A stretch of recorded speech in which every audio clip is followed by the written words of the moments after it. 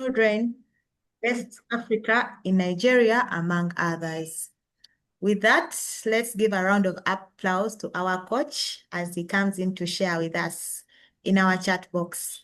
Coach Sam, you're most welcome. All right. Thank you so much, Patricia, for that introduction. Sometimes you wonder if that's all you, but I believe that's the grace of God that takes us to such places, and we are still work in progress, no matter what sometimes the profiles look like. So for me, I'm just here to say thank you so much for each one of you that has joined in today's call, and for our speakers for accepting our invitation. And I also want to add, just like the way our moderators have shared, it's a pleasure that we have walked this journey from 14th December 2024. Looks like yesterday, but a lot has happened when Patricia was introducing herself, sharing about her experience, and Cyrus also sharing about his experience and remedial and many others that I think we'll learn from as we proceed. I think it's really humbling because it's one thing to have a vision, it's another to actually put it to practice. Of course, many of the times you're not aware of what is ahead of you. You can't see the other stairs, but you take the brave mind and say, I'm going to start it. And yeah, we thank God that we've been able to move this journey, a journey of growth and a journey of transformation, as our name says, Transformation Professionals Club. So thank you so much, everyone. It's really a pleasure. And I think we'll continuously see how you give us some of those testimonials to see how we reflect, but also see how we serve you. So when I thought about how to celebrate this anniversary, I said, how about we have something like a summit? And here we are trying to reflect not only just for the club, but also for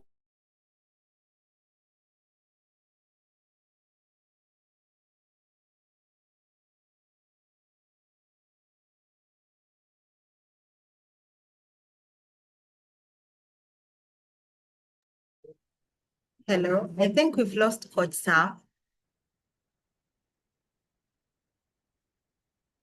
Hello.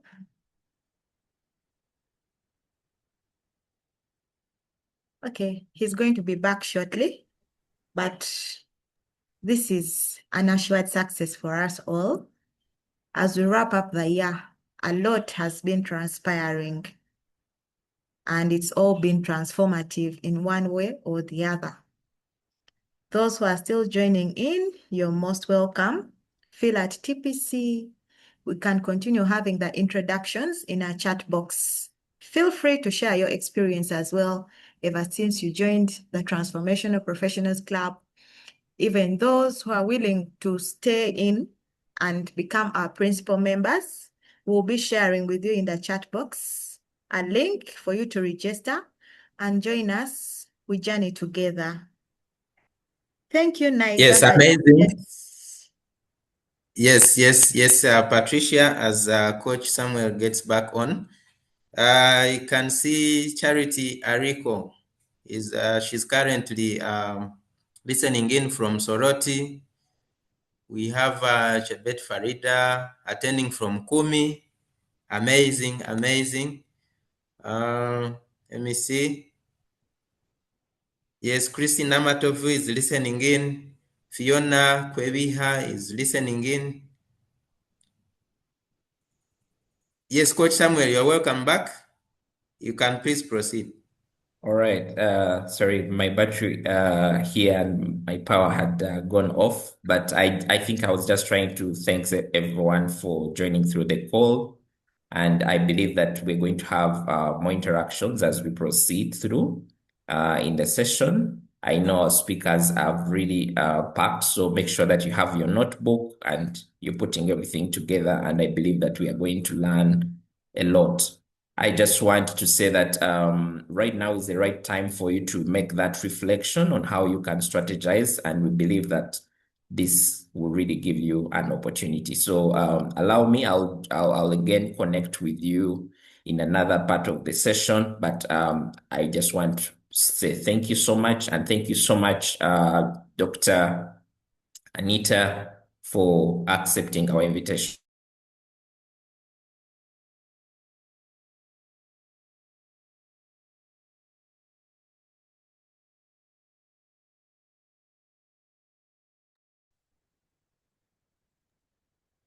We've lost Coach again. Hopefully he will be back shortly. But we are very happy and glad for everyone who is joining in. We have Chimani from Chiambu, you're most welcome. Christine from Barara, you're most welcome. Feel at TPC, a community for you to connect, learn, grow, and earn. You're most Yes, welcome. Patricia, yes. We have Naigaga Juliet. She's a secretary by profession and working with Serere District's local government. Amazing, amazing. And she's saying my year specifically within this community has been so wonderful. A year full of learning, relearning, connections, growth out of the weekly webinars, which are always well selected to suit everyone. And she concludes by saying, bravo, bravo, stay blessed, Coach Samuel, and whoever that has been part of this journey. Amazing stuff from Naigaga Juliet. Patricia. Thank you for your feedback, Naigaga. Feel at TPC. You can as well invite your friends elsewhere who are not aware of the community to join us and we journey together. United Yes, we stand and divided we fall. Feel free. Yes, true. Yes, we have Harvey Wana Solo from Bududa, right away from Bududa, and it's his first time here, so you're most welcome. Yes, Moses Sechitoleko is a civil and environmental engineer by profession, currently working as a tutorial assistant at Uganda Christian University, Mukono. And he's saying he's just hearing of TPC today and courtesy of the social media, right? You're most welcome, Moses. This is the place to be, yeah? Okay.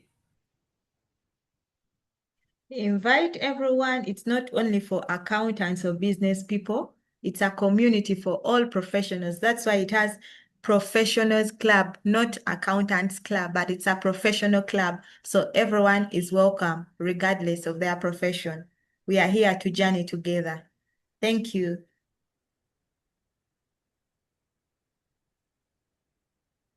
Yes, Patricia, amazing. If it was a birthday song, Patricia, what would you sing for us? I know you have an amazing voice, so it's 1 year now. TPC has made 1 year, so you can lead us through that amazing birthday song. Happy birthday, dear TPC. Dear Happy TPC, birthday, dear TPC. Happy birthday. Happy birthday. Happy Happy birthday, dear birthday, dear TPC. TPC. Amazing. The next time you should be in the studio and trying to, compose some of those amazing songs. Yeah. In our chat, we have Amito Stella Oponya from Agago, a procurement profession, currently searching for an opportunity. You're welcome, Stella. With TPC, you'll be transformed. Any opportunity we usually share within our network, so be positive. We also have Innocent Tayebwa, who is a water resource engineer tuning in from Kawempe. You're welcome and feel at TPC. Keep inviting your friends. We are on for half the entire day. As we wait for Coach to resume, more introductions can still flow in our chat box. Yes, amazing. Stella Amito, very grateful for TPC. If I can get 1 or 2 people to unmute and do self-introduction, I'd be glad.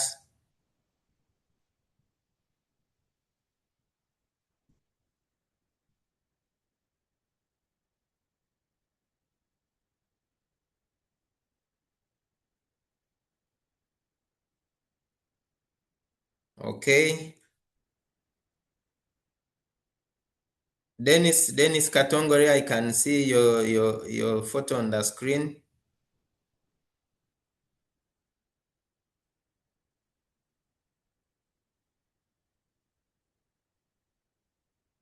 Dennis, can you hear us? Okay, so how today is going to run, we've already started with the introductions. So after these introductions that are still ongoing in the chat room, we have had a bit from Coach Samuel, but you see what they call technology is affecting us today. But sure, we shall make it. We shall make it. So after this, Coach Samuel's presentation, we are going to have any Q&A if you have any inquiries to make. And then from what Coach maybe has already talked about, you can let us know in the chat room. And then we are going to... Katongole, I've given you the rights. He wanted to share something. Please unmute.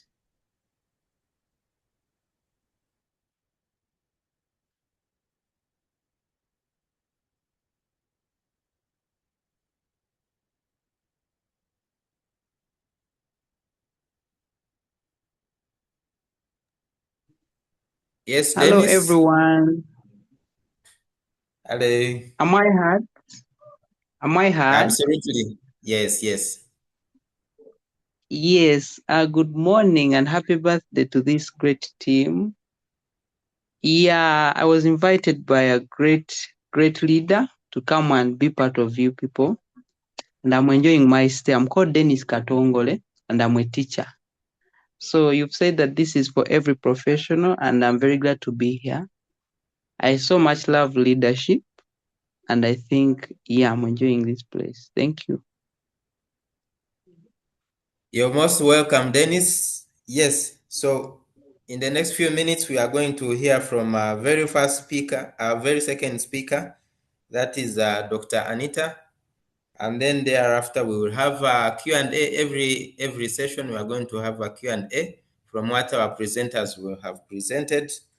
Then thereafter, we will be able to receive our third speaker.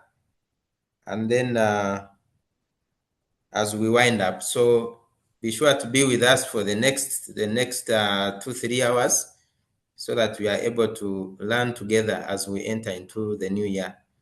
Do not forget that we are making 1 year today, and that's what the summit is all about, and also to help us purpose for the next year. And our theme for the summit, ladies and gentlemen, is activate your purpose, grow stronger, and shape your new year. That's our theme for the summit, and we are happy to be with all of you at TPC today. Remigius, Yes. I would request you to give us a profile of our next speaker. He comes in. Coach will join us later on. He can still join us later on. Let's have him.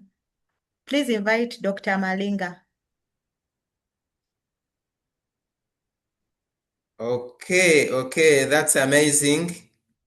Okay, ladies and gentlemen, allow me to introduce to you our next speaker, and that is none other than Dr. Anita Malinga, who is a mother of 4, a very happy mother of 4. Yes, she's a devoted member of Watoto Church, and she's a very loving wife. She leads the Shizen Foods, where they promote healthy and organic products. She's a business development manager at Enterprise Uganda. She's a certified financially trusted trainer by Bank of Uganda. And ladies and gentlemen, she is a PhD graduate in business administration, management, and amazingly, Dr. Anita is a visionary leader, entrepreneur, and a 3-time published author, you see. And she's a founder of Shine Leadership International, where they empower thousands and thousands of youth in leadership, entrepreneurship, financial literacy, and equipping them with skills. Ladies and gentlemen, allow me to welcome Dr. Patricia with, if you can do a bit of reactions in the chat with a hand clap. Ladies and gentlemen, let's welcome Dr. Anita. Dr. Anita, you're most welcome.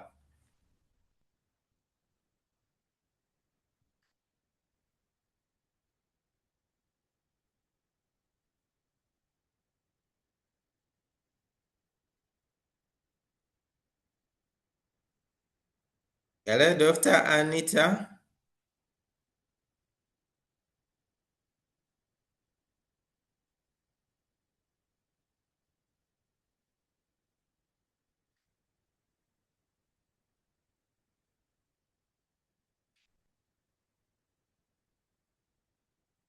Okay, I know Dr. Anita is on call,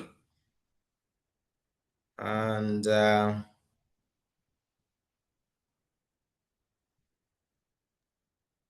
Let me grant yes, you the right, doctor.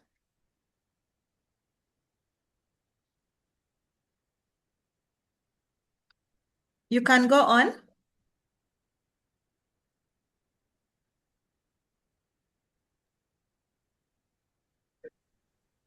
Okay. You're welcome, doctor.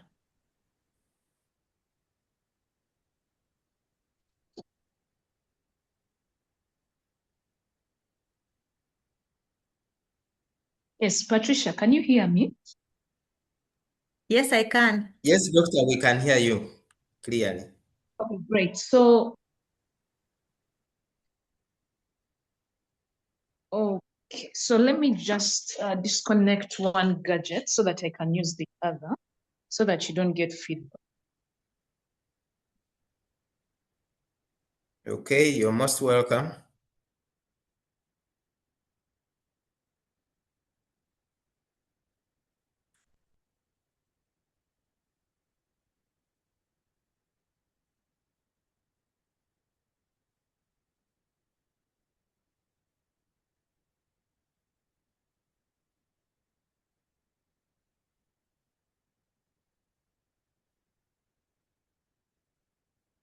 Meanwhile, ladies and gentlemen, please keep the chat box busy.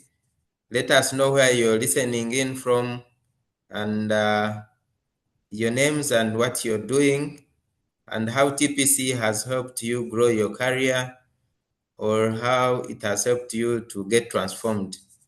We will be reading some of the comments, and as Dr. Anita is sharing, please note down the questions or clarifications that you will need, and we will surely be able to read them out at the end of her session. And then I should be able to respond to you. So feel free to jot down whatever you want, and also use the chat room as we go along.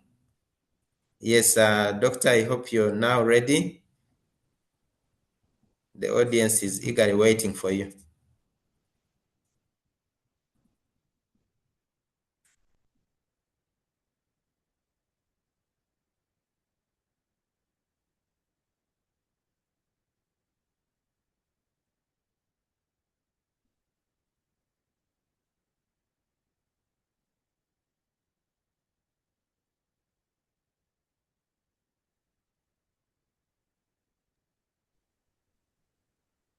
We can keep having the introductions in the chat box.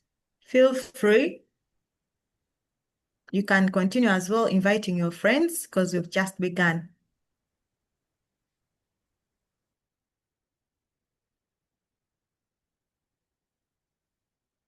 Yes, indeed, it's amazing. And, making 1 year is not an easy thing. And every child that makes 1 year, you know, those celebrations that we normally do. You start from crawling, then you start walking, you know, you start standing up as you fall down. Yeah, I am not sure at what level TPC is right now, but I'm sure if we are not running, then we must be almost flying, right? Yeah, so amazing, amazing professionals here. I can tell you for sure that as a professional, I've received quite good information from this club, and the kind of transformation that I've received from the start of this club is amazing. It's absolutely amazing. I have had quite a number of sessions that I've chaired, and where I've been a moderator, and that has actually opened for me some doors outside TPC. So right now I'm able to do emceeing on the different events. I can do wedding launches, I can do parties, I can do corporate events, birthday parties, whatever, graduations, whatever that needs an MC. And of course, Remigio, yes, in the chat box, we have Evelyn. She says she's yes. an admin working with UNEB. She was part of the very first cohort of the public Oh, wow. speaking leadership program. And Yes, although she was unable to complete the program due to work-related commitments, TPC has transformed her through meaningful connections and continuous learning. I always look forward to the weekly webinars because they are impactful and practical messages. Thank you so much, Evelyn, for your feedback. that's amazing. That's amazing. Doctor, I want to confirm if you're back. She's back. Let me give her the right to unmute. Okay. Wangaire Saira says TPC is at the maturity stage. Wow. That's amazing. Amazing. There you go, doctor. Thank you so much, Patricia. Are you able to allow me share video and share slides? Sorry about the network disturbance. Can I share my Yes, video? Can I share my chat? I please like the do. security measures on this platform. Your Security is tight. Someone has ever tried to, security is tight. My goodness. Huh? yeah, someone has ever tried to flog in our vicinity. So we try as much as possible to protect. That's good. Unfortunately, I'm not able to turn on my video. I don't know if you're able to give me co-host rights. Probably it could help, but if it's not, then it's okay. And then I need to share screen. So as soon as the security is, I get permission to, Remigio, go through kindly the make security Doctor details. a co-host so that she's in position to share. Yeah, thank you.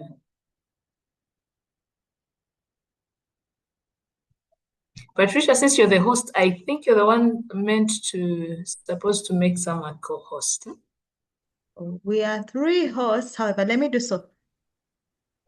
Yeah.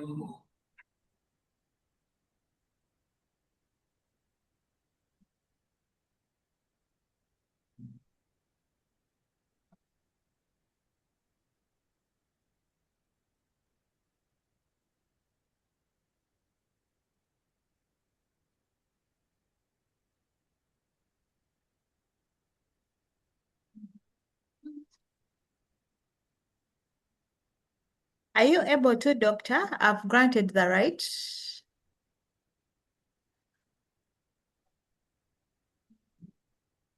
Really? I don't see myself with host rights or co-host rights. And I think Okay, let me retry.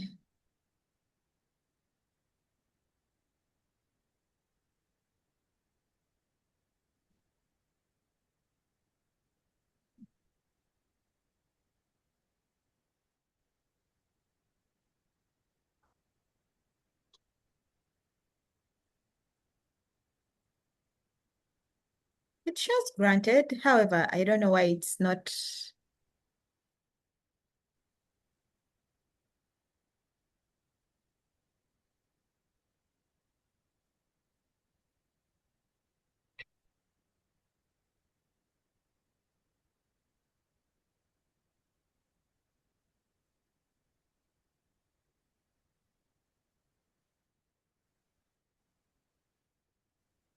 Just a moment.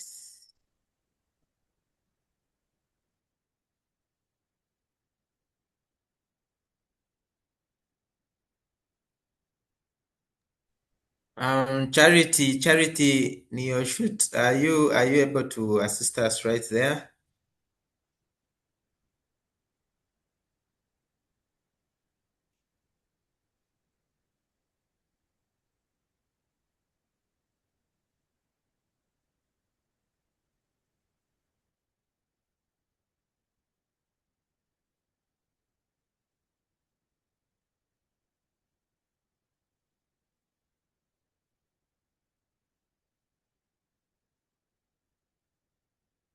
I really don't know why it's not accepting, but on my side, it shows allowed.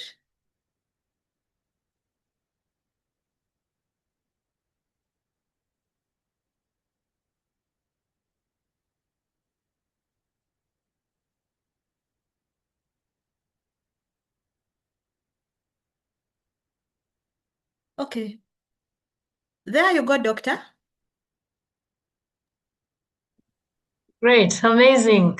That's technology for you. Apologies, ladies and gentlemen. Somehow we need to, learn these things, live with them, go through them.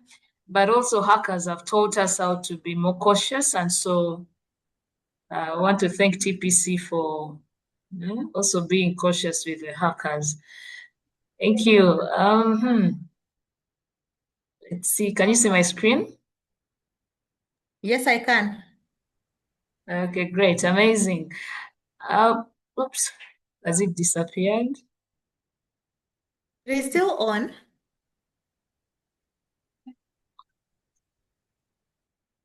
Okay.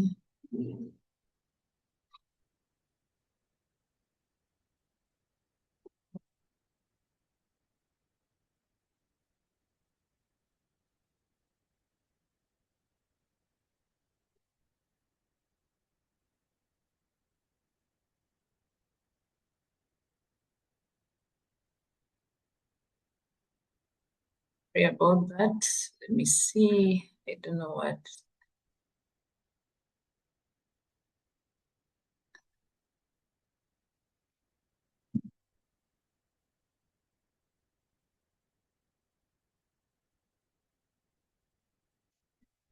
Maybe Patricia, if you could get someone to lead us in an official opening prayer, it could also get us started very well. Okay. Yeah.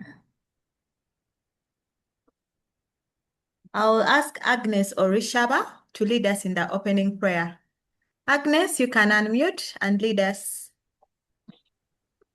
Okay, thank you so much. Good morning, everyone. My name is Agnes Orishama. I am a banker by profession, and I'm happy to be here. Let's humble ourselves for a word of prayer. Heavenly and mighty Father, I want to worship you for this morning. I want to give you all the honor and the glory as you deserve it, King of glory. I want to thank you for this platform. I want to thank you for everyone that you've enabled to be in this place, King of glory. I want to dedicate this conversation that we are going to have this morning into your mighty hands, Lord. May you lead us. May you bless us. May you take us through each and every step as you're the leader, you're the guider, you're the counselor, King of glory. My Master Lord, we dedicate this session into your hands. We dedicate Dr. Anita into your hands, who is going to speak to us, King of Glory. We pray and that you shall open our brains, that we shall pick each and every sentence, each and every presentation that she's going to make for the betterment of our future professions, King of Glory. We worship you, we give you all the glory and honor, and in Jesus' mighty name we've been able to pray and believe. Amen. Amen. Okay, great. Now, yes, my lighting is not that good, but I hope you can see me. I can see you from these ends. Anita Malinga is my name, and I want to welcome you all to the birthday of the Transformational Professionals Club. Congratulations. Let's go to the chat and just tell TPC happy birthday. It's been 1 year and it's been amazing following virtually with all the sessions that have been happening. Amazing. Charity, Coach Samuel, Patricia, Remigio, and the entire team of TPC. Congratulations. And I usually encourage people to celebrate small wins. You never know what lies ahead. And so it looks 1 year, but I think when TPC was born, it was such a fat, huge baby, because the impact that it has already had in our nation, among the professionals, among the young people. Amazing. And so another round of applause for TPC. Now, I am supposed to join the Transformational Professionals Club. And I had, in my plan for next year, I had planned that I would join TPC and be part of the club next year, given that there was quite a lot happening this year. But clearly, Coach Samuel went ahead of me and invited me. So when he invited me to talk at the summit, I was like, oh my goodness, Coach can be quite fast. And so I am still committed to my plan of joining the Transformational Professionals Club next year, and I will record my membership. I don't know if Charity is on call. I wanted her to hold me accountable, or even Patricia. Let's hold me accountable to ensure that I join the TPC next year. It's part of my to-do list, and I know come January it will be possible. Thank you so much for joining. We're going to have a great time here, great conversations. God is with us. He's in the room, and we are here to reset. We are here to reflect. We are here to challenge ourselves, to look ahead, and look at possibilities. And I think that's what the Transformational Professionals Club is about. And so if you're in this space, you're not here accidentally, but you might also have a friend or colleague that that you might want to, invite and tell them, just come for the summit. Saturday morning sometimes can be a little bit people want to sleep in, people want to, but being in such a space and listening in, you never know. You could have your message for next year right here. And so once again, I want to welcome you. I want to thank Coach Samuel. I don't know if he's been able to log in again. Thank you for being intentional about transforming the lives of professionals. I can tell you without a doubt that it can be a hectic journey. It can be a tough journey. It can be a very lonely journey. The journey of pursuing career can be tough. You'll find yourself at crossroads. You'll find yourself wondering whether you actually did the right, made the right decision in terms of career. You'll wonder whether you're heading in the right direction, or are you doing the right thing? Are you in the right spaces? All those questions come in. And just like any one of you, we set goals at the beginning of the year and said, by the end of the year, this is what I would love to achieve. And so you're looking back and thinking, how much have I achieved along the way? Did I set the right goals? Did I even have to set these goals? Look what I said, and probably I've achieved something totally different. And so being in spaces like the Transformational Professionals Club brings you into an environment of like-minded people to reflect on these questions, but where you feel challenged also to tap into the knowledge of other professionals in this space but also to get encouragement. And one of the reasons I attend some of these sessions is to get encouraged, because the journey can actually be tough. It can be lonely. Sometimes you wake up and you want to give up, but why am I even struggling? Why is it this hard? And by the way, if you're having it easy on your end, then please, we need your encouragement as much as possible. Because for me, at least for the time of journeyed, it has been a little bit rough, a little bit tough. And what we're going to do is that I'm going to take you through. I tried to make a presentation and I tried to keep it short. Oh Lord, I hope it's short. I try to keep it, short, where I'll just be sharing personal stories of what it's been like. My goodness. Sometimes I look back and, and I'm thinking, but we thank God for the coaches and mentors in our spaces, those people that keep telling us, keep going, keep going. And if you don't have a mentor, you don't have a coach, you don't have a network you belong to that kind of encourages you to keep moving, I don't know how do you make it. You need to be in these spaces. You need to belong somewhere, like the Transformational Professionals Club or in another network. There's BNI, there's Rotary.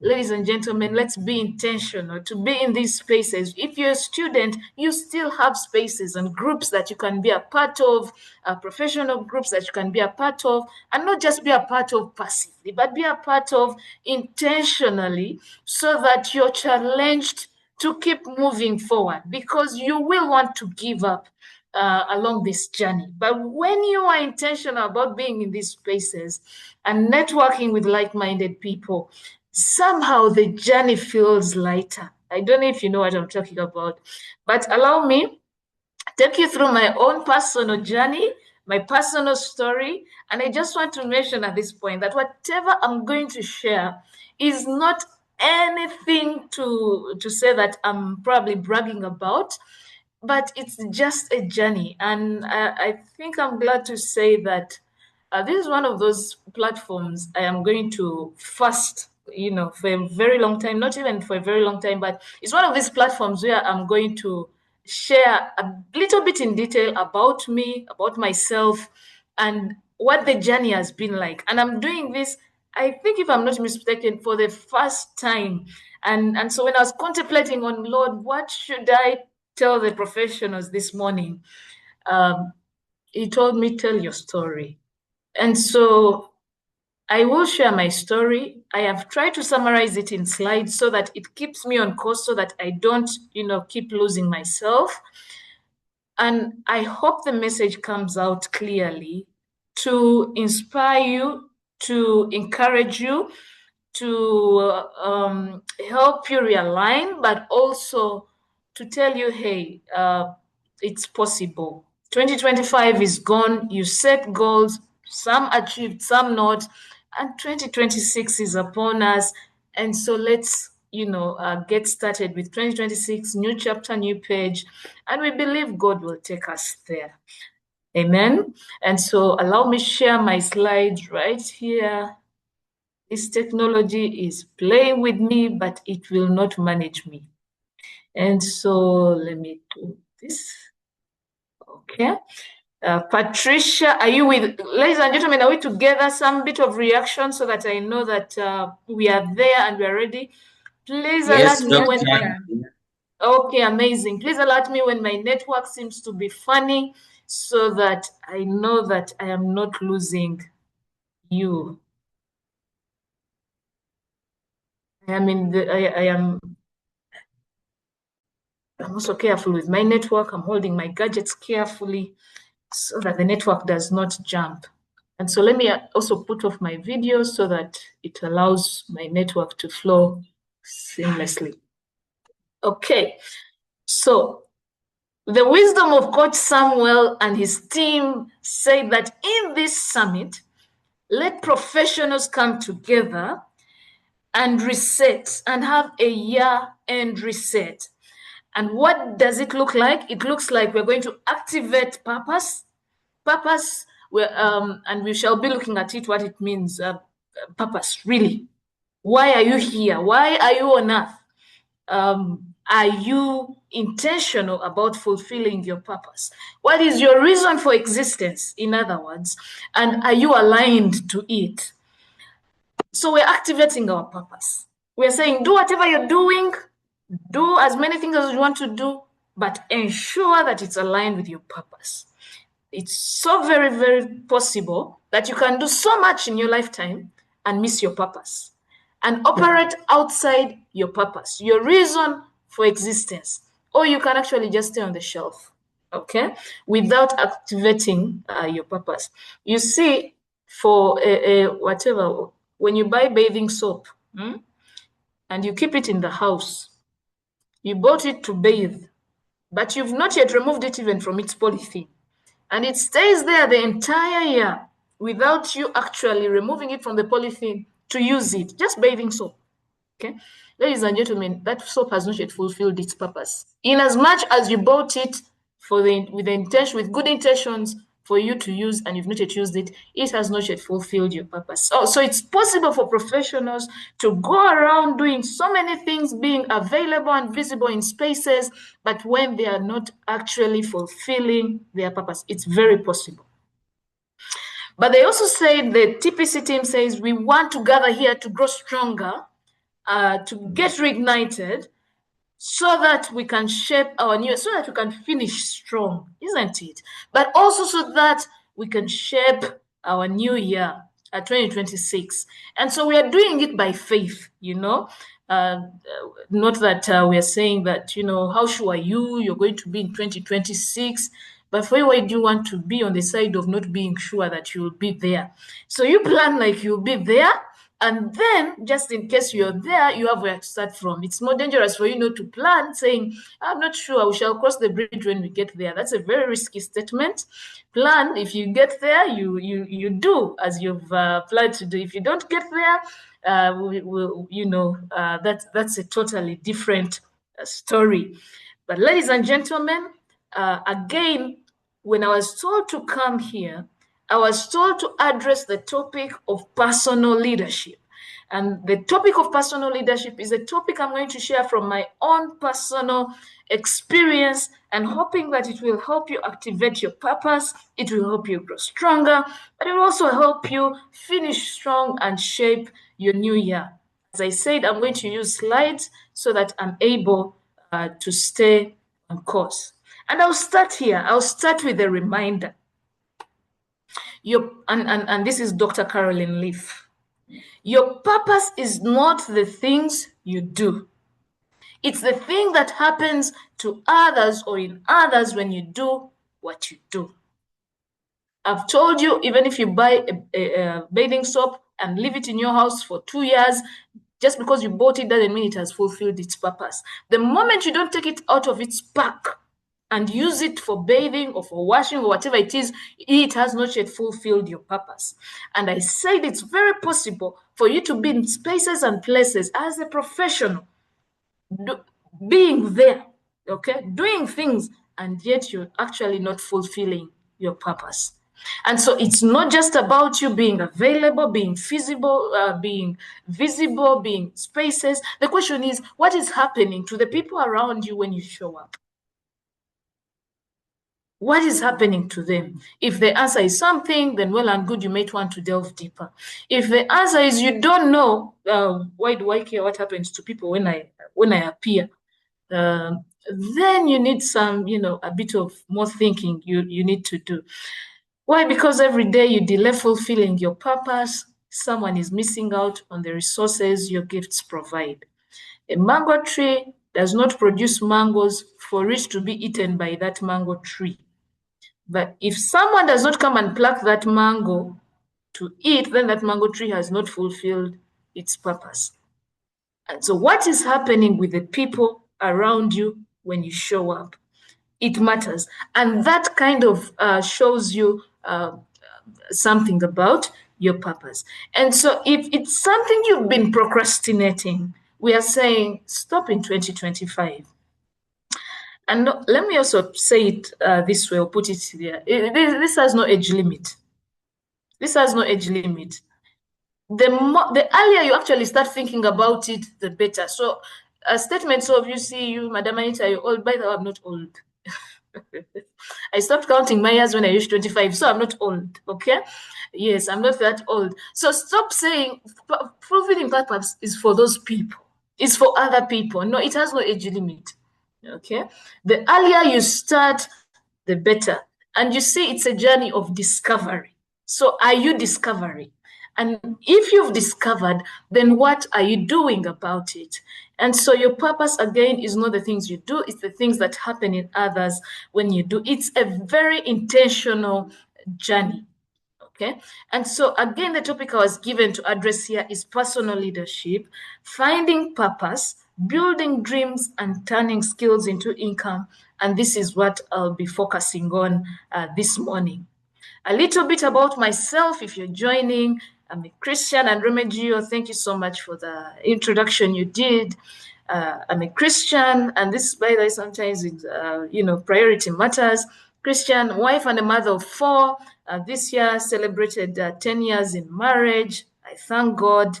It's been quite a journey. Phew. You look back and you're like, God, 10 years, amazing.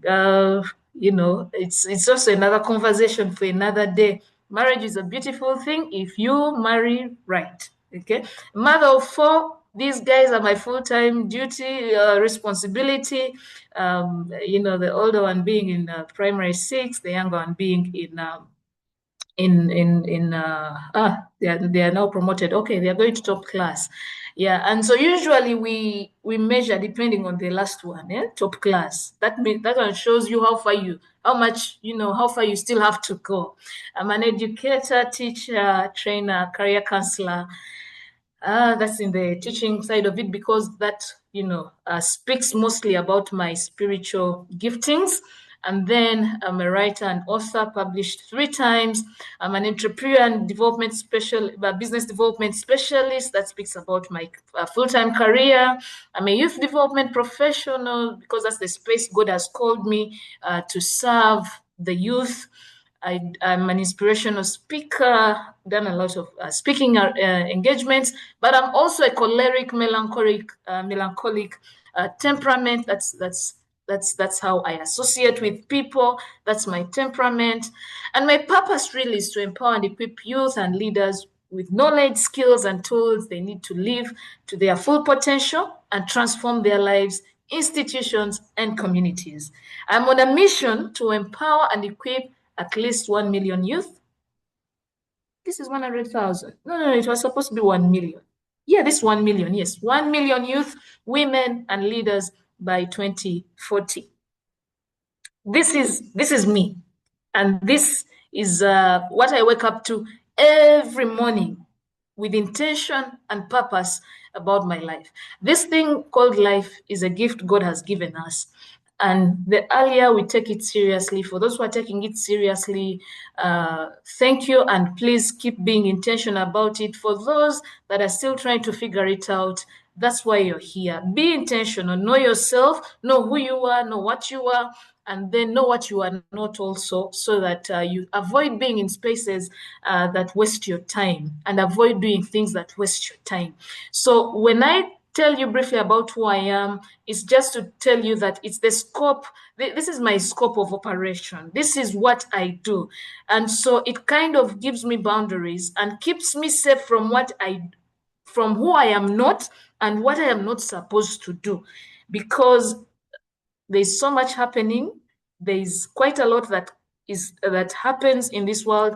And so when you don't clearly define who you are, and what you do, you can end up getting engrossed in who you are not, what you don't do, and what you're even not called to do. But it also helps me be more self-aware. The more self-aware you are, the more you're able to lead effectively and efficiently. And allow me share some of the highlights this year. These are some of them. I celebrated my 35th birthday. Every 12th of February, I celebrate a birthday. And I thank God, because this is a celebration of life. I thank God that earth received me. But I also celebrated 13 years in salvation. I made that decision when I was 22 years, and this year, 13 years, and I have not yet, reached. I don't think whether there's reaching in salvation, but it's been quite a journey that I have tried to be intentional about, and it shapes me. It shapes my values. It shapes my beliefs. It's one of those things that guide my day-to-day living, and so it's important. And so each day it comes, I check myself, how have I performed spiritually, and then, audit myself and see where I have to improve an area and, spot out areas of growth. Ladies and gentlemen, we're talking about personal leadership. This, by the way, is not, it may look like it's about me, but it's about personal leadership. And so let's stick to the lesson. I also celebrated 10 years in marriage with my friend Godfrey Malinga, my best friend. We've journeyed together, and I got married at 25 years. By then, I was done with my master's. Looks like I was young, but hey, that was the only thing, left. You finish your master's, and people start looking at you like, what next? After even being told that, you might not, now that you're overstudying, the books are too many. Will you get married? Government fear, women who have, who are overeducated. My goodness, people can say things, but 10 years down the road, ladies and gentlemen, happy to report to you that myself and Godfrey are still walking the journey. We are happily married. Yes, we conflict. Yes, we have misunderstandings. God has blessed us with 4 children, but we are not complaining. We are so intentional, and we have to make sure this institution that God blessed us with, we give good accountability when time comes. And so it's an intentional journey we are walking. I published my 3rd book, The Dreamer's Path to Greatness, inspired by the story of Joseph. He's a dreamer, and all I've done in my young years is to dream. But even despite being a dreamer, his journey, Joseph, as the temptations he met, the challenges he met, I just love the story. And so that book that I wrote, The Dreamer's Path to Greatness, this year was truly, truly inspired by him, but also looking back at my journey and how far I've come. It was just, something I had to pen down. I've published 3 academic papers. It's a journey I started when I was 28 years. I graduated with a doctorate in business studies this year. And my goodness, I think if I'm to start talking about my doctorate journey, I'll talk until the cows go home. I might even cry. I've never seen such a painful journey as the PhD journey. And so I started the journey when I was, of course, I started the journey when I started my master's. That's when I was 24 years. 24 is not when I started my doctorate. It's when I started my master's. It's when I graduated. Yes, when I graduated with my master's. I also launched Zen Foods, kind of transformed it. It was a business I started 3 years ago. Faced challenges, but I had to bounce back with a new brand. I joined the National Business Development, the National Business Development Center, that's Enterprise Uganda, as a business development specialist. Of course, this is a journey I started at 18 years when I joined campus, and as a business student of business administration. Of course, my desire was to plug into an institution that would allow me practice what I studied. I was looking through all the engagements I've had this year, and ladies and gentlemen, I'm happy to report that my impact has reached at least 3,000 youth, women, leaders, businesses, and still counting, because today we are 47 on call, and probably this will be part of the 3,000 plus. And so I thank God. This takes a lot of personal leadership. How are you leading yourself? To get to all this, balancing motherhood with being a wife, with academics, being a student, and then business, and then work, and then the different speaking engagements, to ensure that you don't, frustrate every area or responsibility.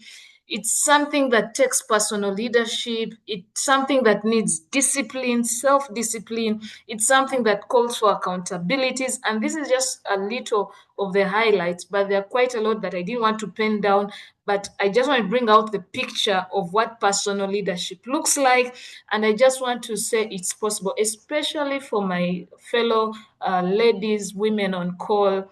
It is possible. You don't have to lose yourself in one of the areas. You go salvation, until and then other areas die out. Then others go into marriage and then their careers die. Then others go into business and forget about academics. Then others go into career and forget about family. It doesn't have to be that way. You just need to lead yourself well, plan, set goals, and know what exactly you're supposed to do, be where you're supposed to. Earlier, I told you I scope my life. I know who I am, but I also know who I am not. Sometimes we focus on who I am and forget of, detailing who you are not. What I do and what I don't do. There's a time I was invited to speak about climate change, and I think there's all this whole campaign of promoting climate change and all those things. And you see, I just told the gentleman that I talk about yes, I talk, I can be interviewed and all this, but I don't talk about everything. And so I am not coming on national TV to talk about climate and weather and how to promote the green. I love it. But for me, the only thing I worry about right now, it's raining. About climate is just to see outside. Is it raining? I need to put on a jacket. Is it hot? I don't have to put on a jacket. That's how far my passion goes with climate. The details of ozone layers and all those things, I read about them for my own personal information, but there are many authorities in that area that can go and talk about that because that's their calling and that's their purpose. So I told him, I am not going to come to talk about that. You forgive me. So that's a call. And so many other things, people will call you talk about. When Coach Samuel reached out to me, talk about purpose and all this, I didn't hesitate because I knew that's me. That's my call. I am called to help people discover who they are so that they can live their lives to their fullest potential. You call me anything to do with that, I will come, and I'll come in full swing for as long as my schedules don't conflict. You call me to talk about climate change and all that, I will apologize because that's not my area of calling. Ladies and gentlemen, know who you are, but also know who you are not. Know what you are, but also know what you are not. This helps you it helps you not to waste a lot of time. It also helps you not to be in spaces and networks that don't serve your purpose. And that's the reason as to why people look back, time has gone, you've clocked 40, 50, and you're still wondering, am I living according, am I in line with my purpose? But you need to ask yourself the tough questions. And why personal leadership, therefore, is important is because it forms the foundation for leading others effectively. First, you lead yourself effectively, but also the fact that you're able to lead yourself effectively, then you can lead others effectively, because you must lead yourself first. People always ask me, Anita, how are you able to do? I think there's some people in the waiting room, our host. How are you able to do all these things, or, at the same time? And they wonder. But I'm also always wondering, how are you able to do so many little things in such a whole period of time? And it still comes back down to time management. How are you managing your time? Are you doing the things you're supposed to be doing, or are you wasting time doing things you're not supposed to be doing? Personal leadership, leading yourself helps you foster personal growth. I know that this year I was supposed to graduate with my PhD. But not only that, I was also supposed to publish a book.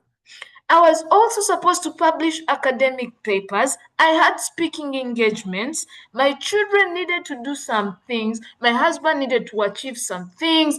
And so I had to calendar my activities. Shine Leadership had to run. I had to, launch Zen Foods. And I had to make sure that I distribute my 24 hours each day accordingly without necessarily compromising on how much time I have to sleep.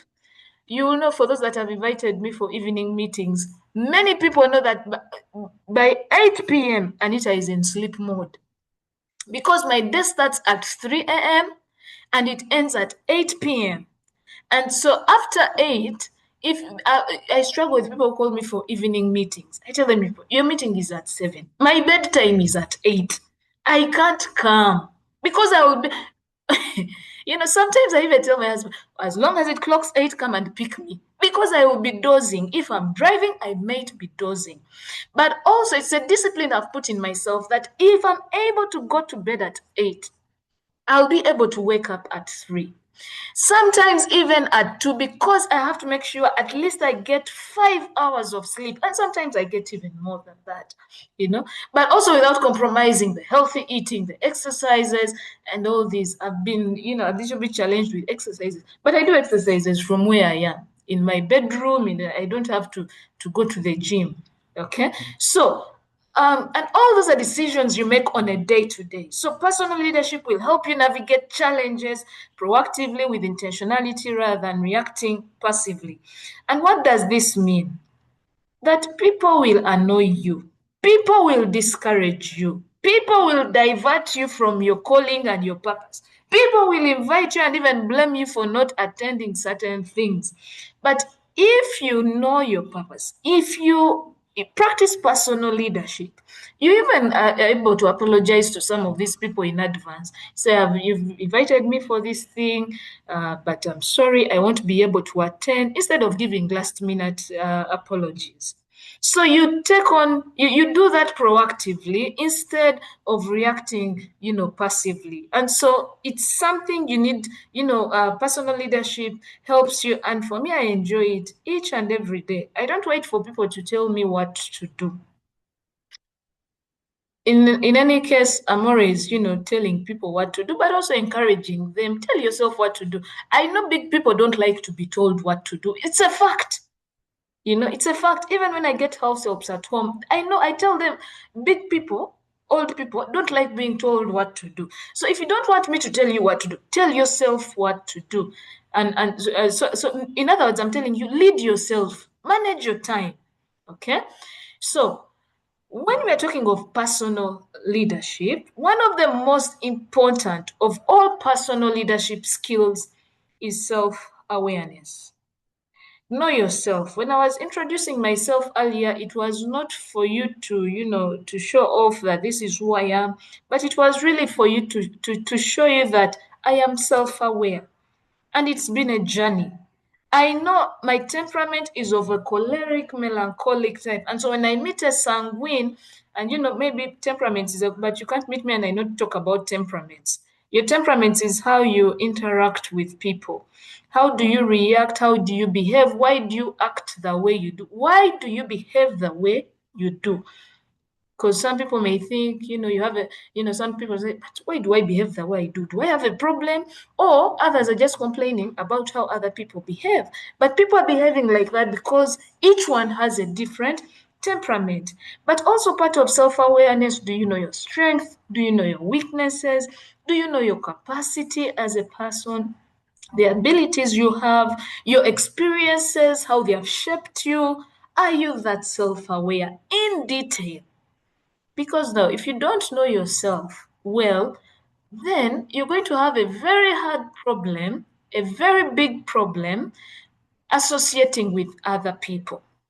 So, self awareness is very, very key. Now, ladies and gentlemen, in this journey of personal leadership, again, but also fulfilling purpose. So many years ago, I think I was at the university.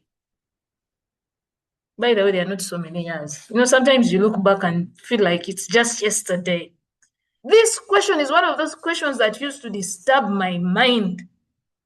And, people would come at the university and ask you, where do you see yourself 15 years from now? And I'm like, oh, not again, that question. Where do you see yourself 10 years from now? And my head was blank. Why? First of all, I didn't even know where I was going to be the next year. much as I was at the university, but it was tight. So something about me is that I lost my dad when I was in primary 7 vacation. And so mom couldn't take us on, and so we're moved into staying with relatives, good people they are, but it's tough growing up without parents. It's just tough. I don't even know how to explain it, but if you've grown up without parents, it has never been the same thing. And as a young girl, navigating here, there, sometimes relatives just make sure you have the basic needs, and that's it. And so the detail of who you're going to become and what you're going to do and where you're going to end in life, that might not be, their priority, especially if you're coming in from the outside. And so one of the challenges I had was figure it out. And so just figuring out how the next day would go, that was like my goal as a young girl. Like, okay, so today, because nobody is going to come and tell you that tomorrow this is what you're going to do. No, no.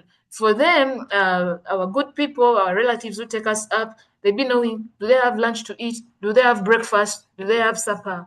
That's it. And so they won't go down into the details, even academics, to check your work and all that. But that's totally up to you. So somehow I had to figure it out.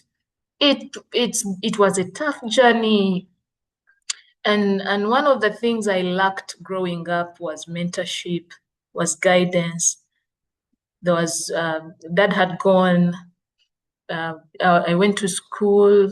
You just go through school. Mom couldn't help much when dad went. She had to go back to the village, so I would see her once in a while. And I thank God for the relatives who took us up because they provided for us. But, it's never enough. And so, again, when people would come and ask you, they bring career guidance sessions at school, where do you see yourself 15, 10 years from now? Like, oh, Lord, I wish they knew. All I just want to know is whether I will be alive tomorrow and whether life will, continue. And so this was one of the hardest questions then. So 15 years ago, ladies and gentlemen, I was a student, a second year at the university. That was 2010. I was a dreamer, 20 years old. At that time, as in, I was as 20 years old. 2010, I was 20 years old. I was not so sure of what the future had in store for me. But I can tell you, my goodness, I had beautiful dreams. Like every time I would sleep or imagine what the future would hold for me, it was beautiful. But my current situation, you're not even sure of the meal you're going to have. And much as I was the guild prime minister, by the way, elect, your colleagues my colleagues didn't know what I was going through. And so you're not even sure what you're going to eat, tomorrow, today, but people will look at you and think, Anita is okay. She has it all figured out. Sometimes when I interact with my colleagues my OGs and OBs in secondary school and tell them my story, they say, there is no way I could have known. Yeah, because sometimes I would spend holidays at school because that's what it had to be. I at that time probably I had nowhere to go, and yeah, students would go out, stay at school and study and say, I want to study, I'm going to study, and just to get an excuse so that people don't ask a lot. So every time people would ask me, aren't you going? I say, no, I'm going to, stay at school. I need to catch up I was also a student leader in high school. So as guild prime minister, hardly did people know the kind of life I was going through. All I knew is that I had dreams. They were beautiful. I didn't know how I was going to get them because I had no help. Let me put it like that. I just knew I had to go to school, study, and that would be it. I was not so sure of what the future had in store for me. No parents, no mentors, no networks. It was that blank. But I said, I dreamt. I used to have beautiful dreams, and I knew, because from the flashes that God would give me, I knew I was going to become someone at least of importance in future. But I just didn't know how the story would unfold. By the way, it has not yet unfolded fully even now. Yeah, I'm still on the journey. But where I am, I'm not complaining, okay? But it was such a clean slate. And I had hope, I had faith that, I would turn out to be someone important, someone of value in future. Now, this was 15 years ago. Now, there is no way you would have told me that my 15 years from 2010 to 2025 would look like this. Now, this is what has happened between 2010 and 2025. Just 15 years later. I graduated with my bachelor's in 2011, got my first job immediately. I was headhunted at the university, started my master's in 2012, received Christ in 2012, started a CBO in 2012. I think when I graduated, I just ran, I was like, now let me do everything I had wanted to do.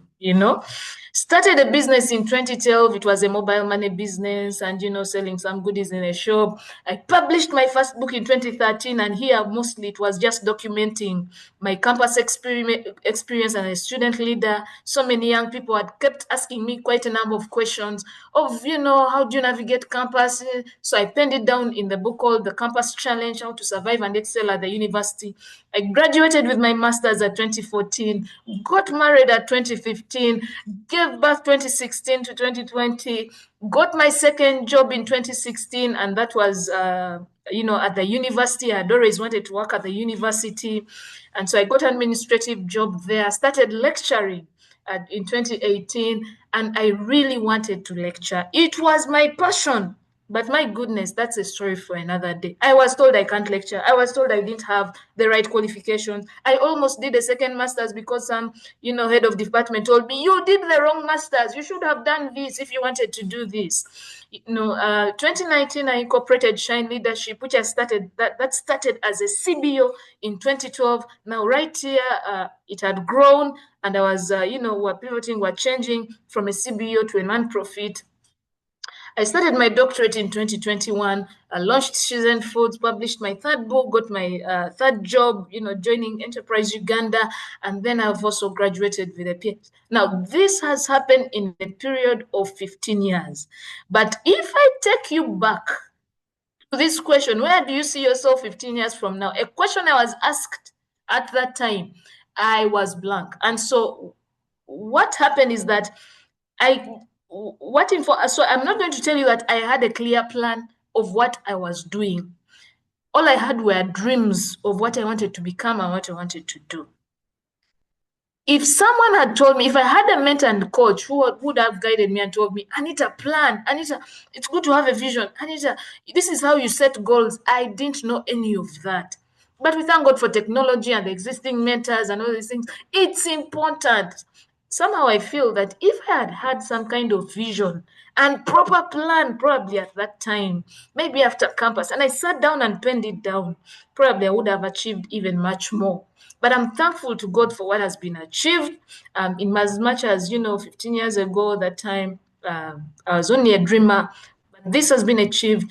Council member, board member, consultancies, multiple certifications, impacted over 20,000 youth and 20,000 youth and leaders through different training and mentorship programs. A lot can happen in 15 years. But this is what I want, and okay, some of the positions I've held, I'll share. This is what I want to say. It might feel like, of course, in between there, I started planning, I started having vision, I started setting goals, I started achieving, things here and things there because I started getting guidance, I started being part of networks, I started being, intentional about my life. It's like, okay, so last year, this is what I achieved. This year, this is what I want to achieve. I think what I'm trying to say is we need as professionals to be intentional about our journeys. And now, if you're a young person on call and you're saying 15 years, oh, that's a long time. How do you plan for 15 years? It's important to have a long-range vision.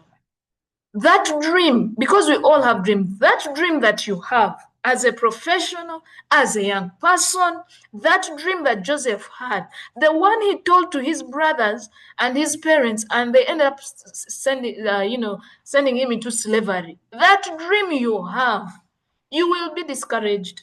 People will advise you otherwise. In fact, the people closest to you are the ones who will discourage you the more. You need to know. When I was 20 years old at the university there, I had beautiful dreams. I didn't have anybody to encourage me that, you're going to achieve this, keep going. No. In fact, every time I shared about my future to a few people, I would be discouraged. So at some point, I stopped. The vision you have in your head is in your head. Even if you tell it to someone, they won't understand it. And so one thing I've been intentional about is when young people come to me with their dreams, my goodness, first I'll pray with them and tell them never, if you have seen it, never allow anybody to tell you you won't achieve it, no matter your current circumstances. Just be intentional. And Joseph received that dream when he was 17 years old. And at what age do we see him becoming a minister? It was in his 30s. You will get those dreams when in your teenage years. You will get those dreams in your 20s. But be patient, season by season. Sometimes, there is a lot of speed, and I've seen it with our young people. The speed sometimes can be too much. And making decisions based on your current circumstances, there's sometimes you may think, let it go, and then you jump onto something else, and then you jump onto something else, and then you jump onto something else. If you go to bed and see it, and wake up and see it throughout the day, that dream, that vision you have, just be patient. It will come. It might come when you're in your 30s. It might come when you're in your 40s. I have personally not yet arrived.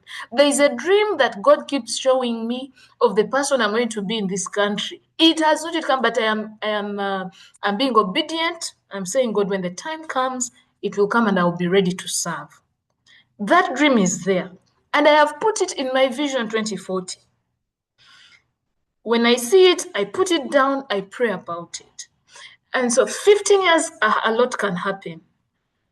If you've seen it, put it down on paper, plan for it, set goals, and start the journey. When I told God I wanted to do my PhD, you people, PhD is expensive. That's the truth.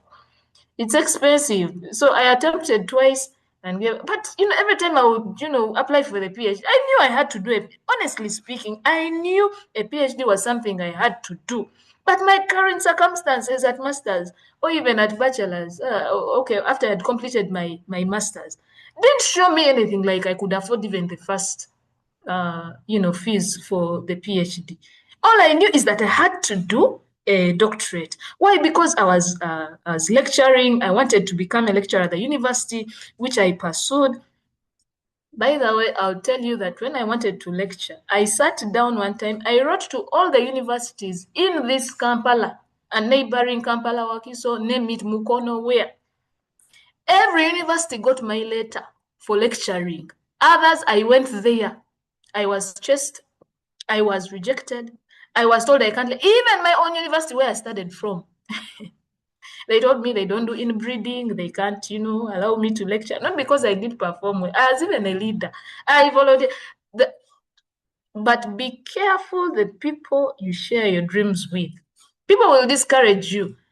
I was blocked from lecturing and teaching, and that's the only breakthrough I needed for me to start, teaching, training, my teaching and training career. And so people would discourage me. So these are some of the responsibilities I've held just within that period of 15 years.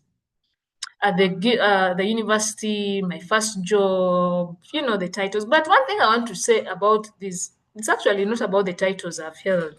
Ladies and gentlemen, one thing I've learned along this journey is to dethrone yourself. Dethrone. People can give titles. I have received titles, but let me pause here. Ladies and gentlemen, are we together? Now I feel I've talked for a long time. Any reactions? Are we there? Am I there? Have I broken off? Am I? Doctor, we are simply amazed by the session, by your journey and what you've told us so far. We are simply amazed. We love it. We love it. Keep going. Thank you. Thank you so much, Remigio. I just wanted to check in with the audience if it's still there. You see, I've held titles and positions in my 35 years of existence. Somehow I feel I've achieved all these titles. But I still remain Anita Malinga, by the way. Whether you call me with a title or not, I will still remain. The titles may not mean much. They just allow us to access some spaces, and so we pull them out as and when they are needed. But one thing I have learned in my journey of personal leadership is to dethrone myself. Dethrone yourself, it's part of personal leadership. Stepping down from the inner throne of your ego, pride, self importance, so you can grow, lead better, and allow others to rise. I don't fear resigning because one thing I've learned is that sometimes you feel you've outlived your purpose in an area. And then people will still show you of how much importance you are. But according to your vision and purpose of life, you see that if you don't let go of this title, you're not going to go to the next thing where God has called you to serve. And so I have comfortably told people, no, I am not taking up that leadership position because I am not available. Please be careful. As leaders, we have the urge of, chairing 10 committees, being a secretary of 20. Then, you find yourself so spread out. I reached a point in my life, I started fearing titles because each title comes with a responsibility and a responsibility to serve people. And you're not going to just be there, serve people. You need to go down to the detail of each of your, the teams that you're leading, and for you to serve them effectively. But this is what I wanted to say, that for me to get to deputy director position, I had to dethrone myself of general manager. I had to resign. So I resigned that position. People didn't want to let me go. I had to step down. For me to move from deputy director to maybe lecturer and all that things, I had to resign from deputy director. People didn't want me to go. They refused my resignations. But you need to be careful. That's why you need to know your purpose in life. Sometimes these titles will look good, and yet they are actually blocking you from fulfilling your purpose in life. And so one of the things I've learned along this personal leadership journey is to dethrone myself. When I know that time has come for me to leave, I will leave. When my contract expires, I will leave. That's if I feel I have served my purpose where I am. It also allows other people to rise and be relevant in these positions. Especially if it's not your company, if it's not your organization. Why don't you want to leave that position? You've served for 20 years, 30 years, Leave other people to come and take up that responsibility. Dethrone yourself.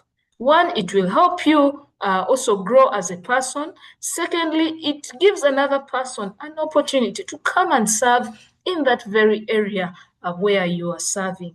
And so I thank God for the journey, for these, titles I've made, but I also know where my priorities are right now.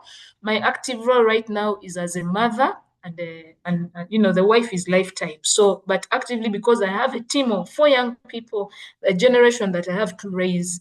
And so sometimes I'll apologize for certain activities because I know that I still have, that's my key responsibilities. Yes, I will even decline on job opportunities that don't align with my current season of operating. And I'll tell you for a fact, there's a time I was headhunted and they wanted to take me to Ghana to head the admissions department there, and they reached out to me, dear Madam Anita, and blah blah blah. This is the package and all that. We invite you for a meeting.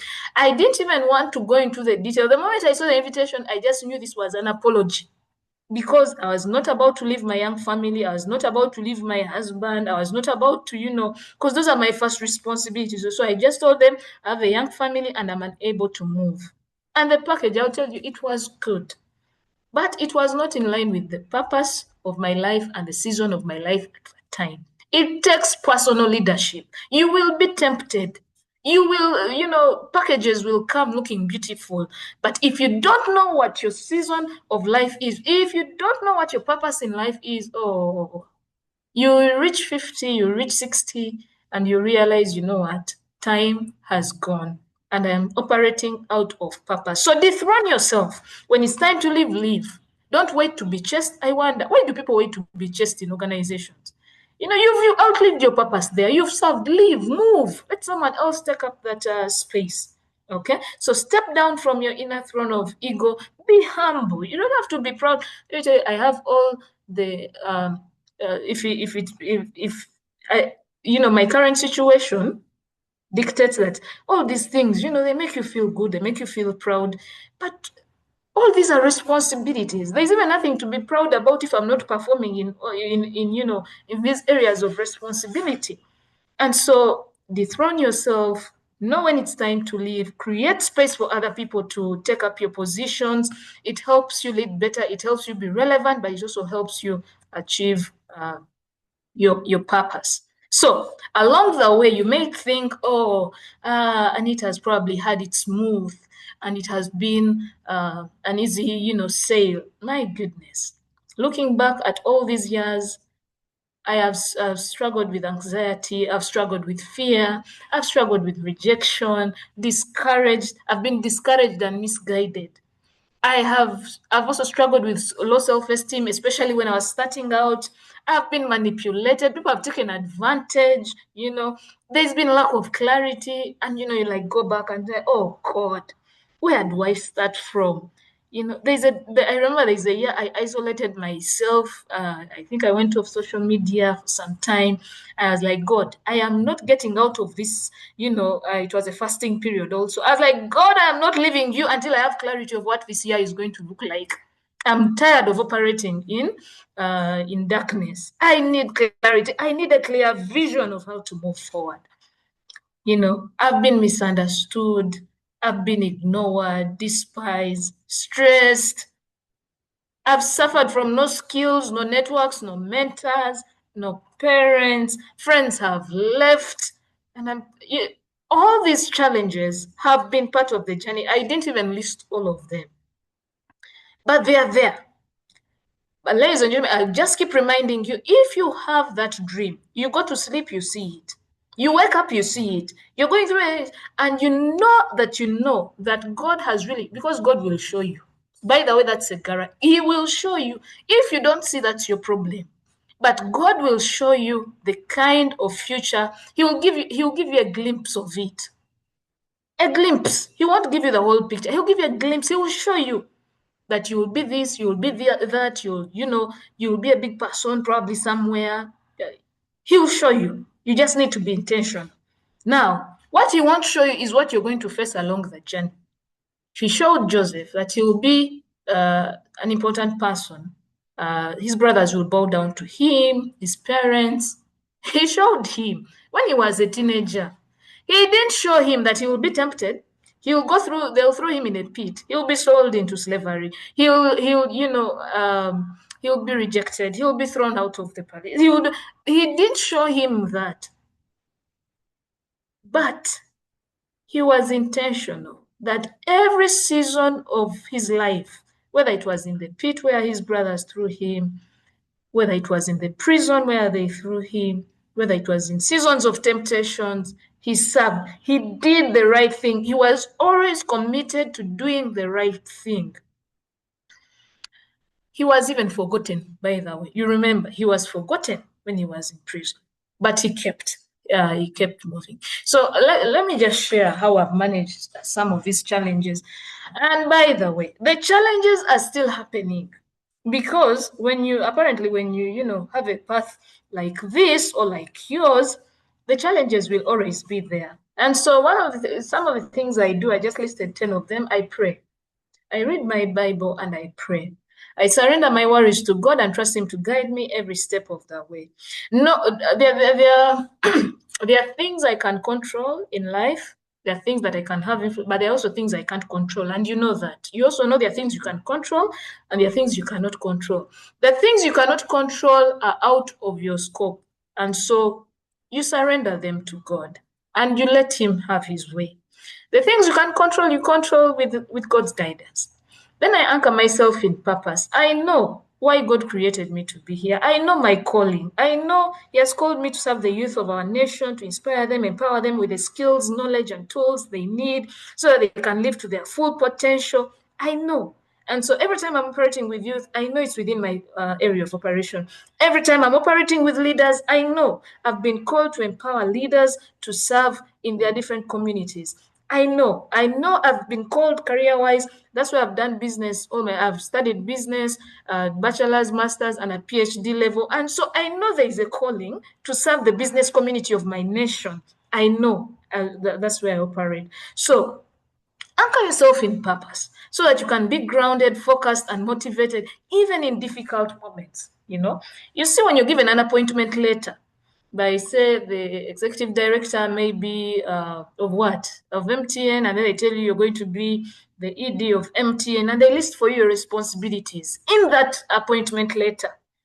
Depending on where they have pulled you out from, something will change. So now I know, I'm now the ED of MTN. There are all these benefits, all these packages, all these what you've been given. Somehow your walking style may change, your wardrobe may change, your hairstyle will change a bit, because that is now your current purpose in that organization. So you kind of be grounded because you know that that's your purpose in life.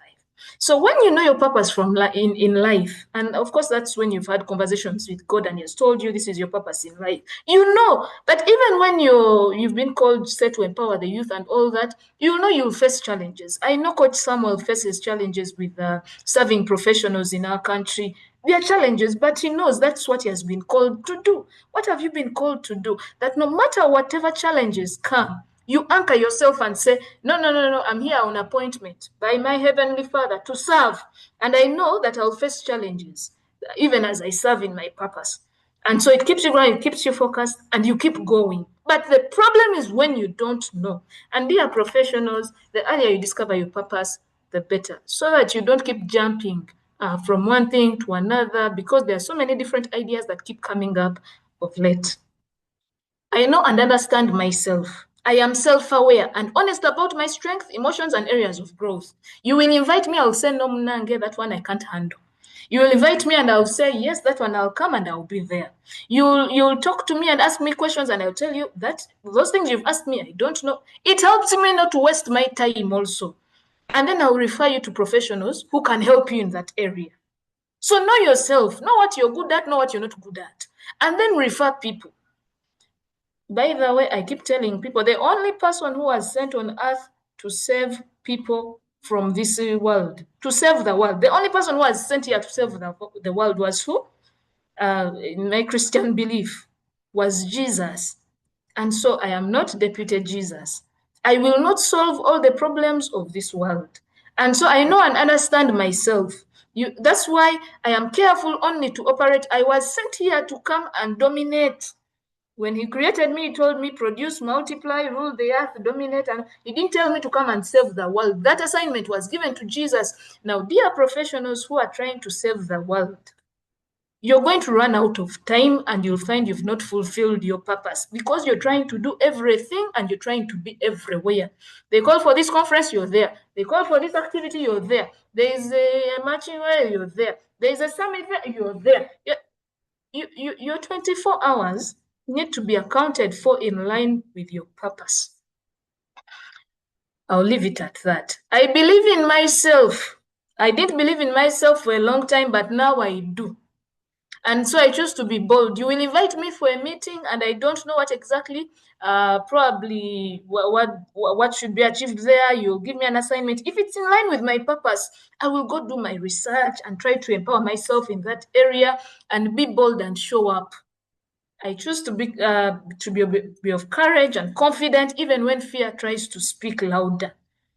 I've sometimes found myself in boardrooms and I'm looking around and I'm thinking, when I was still young, I'm still young anyway. So, you ask yourself, what am I doing in this boardroom? But now you're there, you got the invitation. And so when you appear bold, you appear courageous and confident. And you put in the work, you do your research. And let me tell you, that small voice will always be there telling you, what are you doing here? What will you contribute? Are you sure? Why don't you leave this room? Don't go. What are those people are bigger than you? They are, those voices are always there, but you need to believe in yourself and show up and allow God to, work through you. The Holy Spirit will always be there to guide you. I keep learning. I know that I usually try to give myself themes of areas of improvement.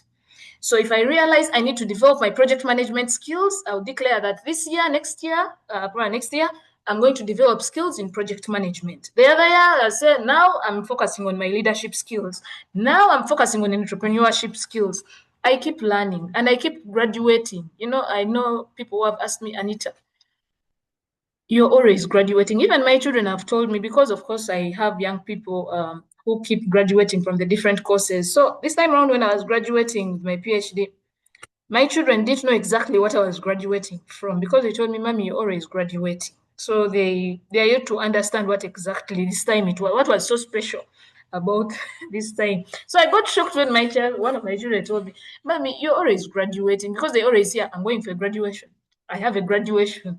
So this time when I told them I have a graduation, it probably didn't sound so much different from, the graduations and all that I've been attending, until I asked one, I told them, Mommy, you're always graduating. So I know when they grow up, they'll now, understand. So keep learning, be intentional, because the world we are living in is evolving at a very high. You will need new skills for the different, responsibilities you have. Seek support. I seek support. I ask for help, ask for mentorship. I dream, I set goals and take action.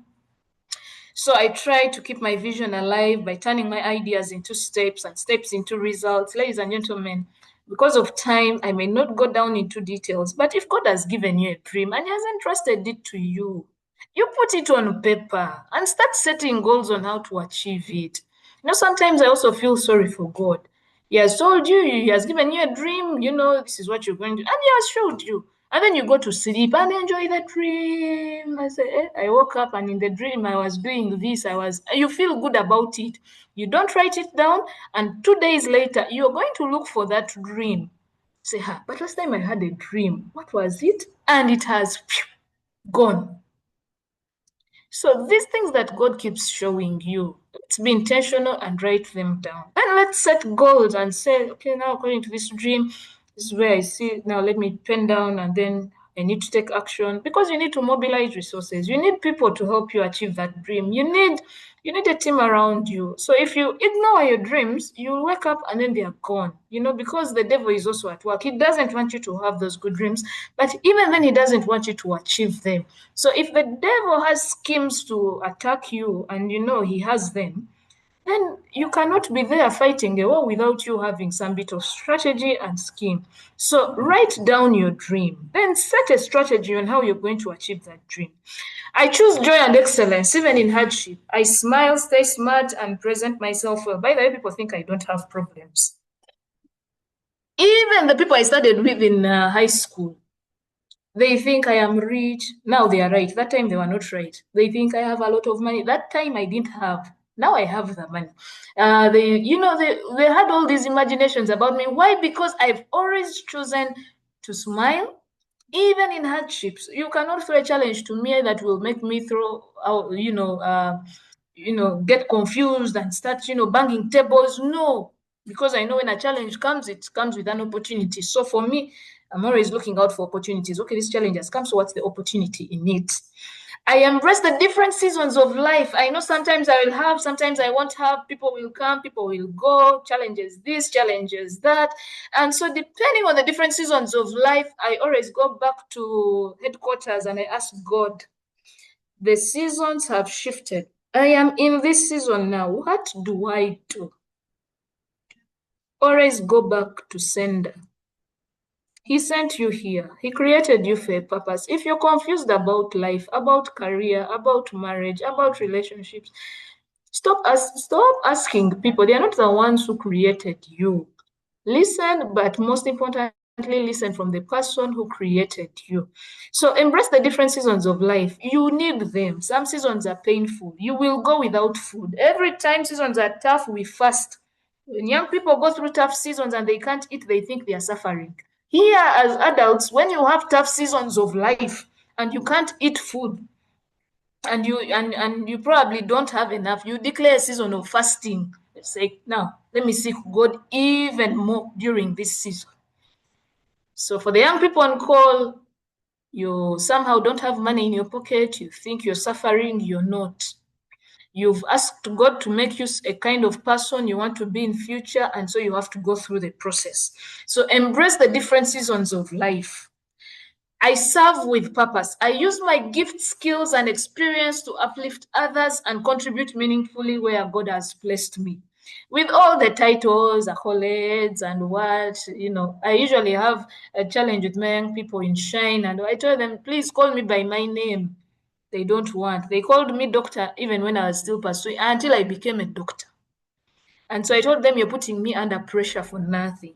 Now, when I got my doctorate, they started calling me professor. I gave them a warning. I told them, when you call me professor again, now I know the whole issue of prophesying and all those things, but I told them, don't put me on pressure. By the way, I'm on the journey of becoming a professor, but don't call me professor yet. I don't want. I have had it with the titles, and somehow I've realized you can't control people. You can't tell people, don't call me by that title, don't call me by that title, don't call me by that title. You'll get tired. And so they called me, I leave it at that. All I just told God, I don't want those titles to enter my head. So whether they call me or not, leadership has never been about the titles. And so I serve with purpose. I show up. I know God has called me to this generation for a purpose. And so I show up, I serve, I use my gifts, I use my skills and experiences to uplift others and contribute meaningfully where God has placed me. Personal leadership, and I've been talking about it. It's the practice of guiding yourself by your own values, beliefs, and principles. Essentially, becoming the CEO of your own life to achieve personal and professional goals. No one is coming to tell you what to do. If you don't tell yourself what to do, if you don't put your goals on paper and tell yourself what you're going to achieve, in what year? 2026 is coming. We are in December. You've not yet even, kind of put your goals down on your personal goals. I know for a fact that companies and organizations have already released calendars for 2026, and you've even contributed to them. But for you, your own personal calendar for 2026 is nowhere to be seen. You've not yet put it down, but you've contributed very well to your company's mission and vision by setting goals. You've not yet set yours. If you have, well and good. If you've not, please do so. Let not 2026 surprise you. Personal leadership, I've said, focuses on self-awareness, self-discipline. The discipline of waking up in the morning when you know that it's raining and you still want to sleep and all that, but your goals and dreams are calling you to, act. It can be tough. So you need to discipline yourself and you need to be intentional about continuous growth. I want to thank all of you who have attended today's summit, and please carry on till the end. Don't drop off. It's an area, it's a platform that has been created for us for continuous growth. And I'm also inviting you to join the Transformational Professionals Club. Me, I said, Coach Samuel, I don't know whether you heard, but I'm joining next year. That was my plan, only that you went ahead of me and invited me for this session, but the plan was to join next year. And I am still committed to joining next year. So this allows you to lead yourself effectively even before leading others. So now guess what? When I am asked, where do you see yourself 15 years from now? My face is no longer the other face of so many question marks. No. Now, the vision is what? The vision is clear. And so in the next 15 years, I will be 50 years, okay? And I am writing down my vision 2040. The question is, are you? Why? Because 10 to 15 years from now, you will arrive. The question is, where 10 to 15 years from now, you will become someone. And the question is, who? And so when I sit down and start thinking of the person I'll be 15 years from now, I'll be 50 years. By the way, this is my current picture. I took it when I was doing a PhD, and I'm 35.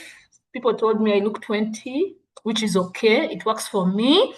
And I've told God for me to be relevant to the young generation, because that's my calling. I told him by the time I'm 50 years, I shouldn't be looking so much different than I am looking right now. That is when people will accept the message properly. And so I don't plan to look any older than this at 50 years. I'll still be intentional about looking good. I'll be intentional about smiling, not because I've had it easy, but because I know where I'm coming from. It's been a rough road, but I'm here and I'm smiling. So, can we choose as the Transformational Professionals Club to be intentional about having long-range visions? When I look back at what has happened in the last 15 years of my life, I am in shock, but I'm also in awe and of God, because it's been a journey that He Himself has written and He Himself has mapped out.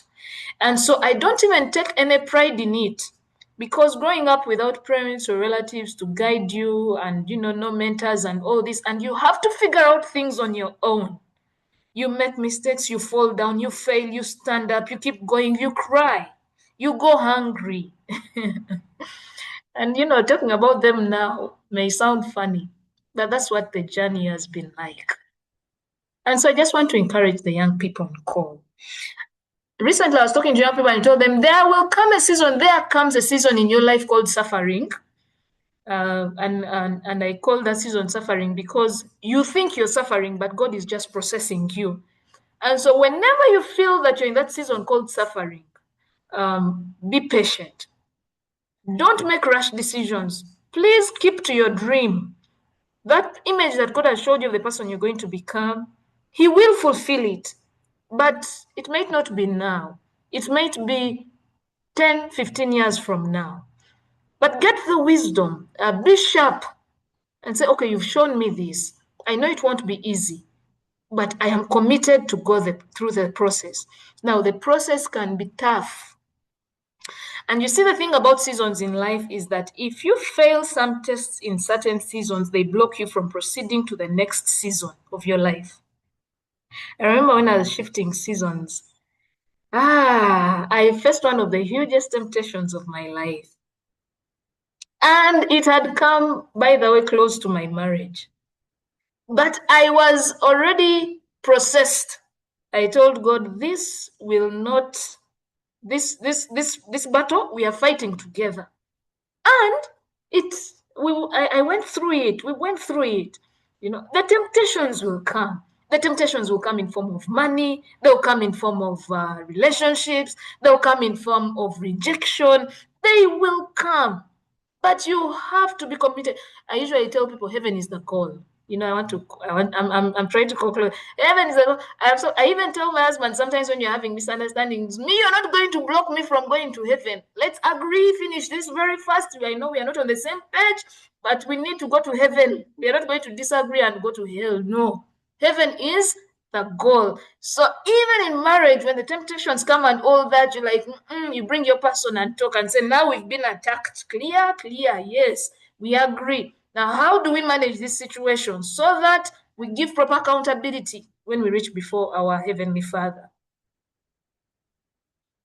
I think what I'm trying to say is, if you're not intentional about life, about your purpose in life, and I'm talking about your spirituality, your career, your health, your profession and all that, if you just operate in autopilot, for you when you wake up, that's how things go, you've not made some decisions along the way, time will go and you'll wake up and feel like, wait a minute, I'm 70, and you look back and there's nothing much. So always challenging yourself to look 10 to 15 years from now It always keeps you focused even when you face challenges. So you need to ask yourself, within the next 10 to 15 years, what do you want to have achieved?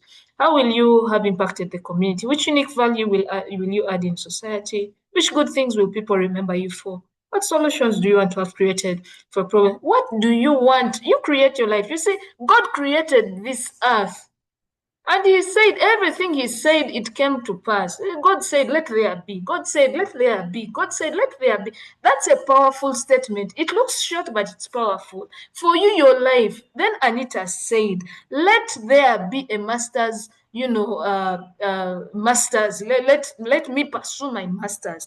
Let me pursue. And Anita said, let there be a PhD. Let there be a business. Let there be shine leadership. Create your world.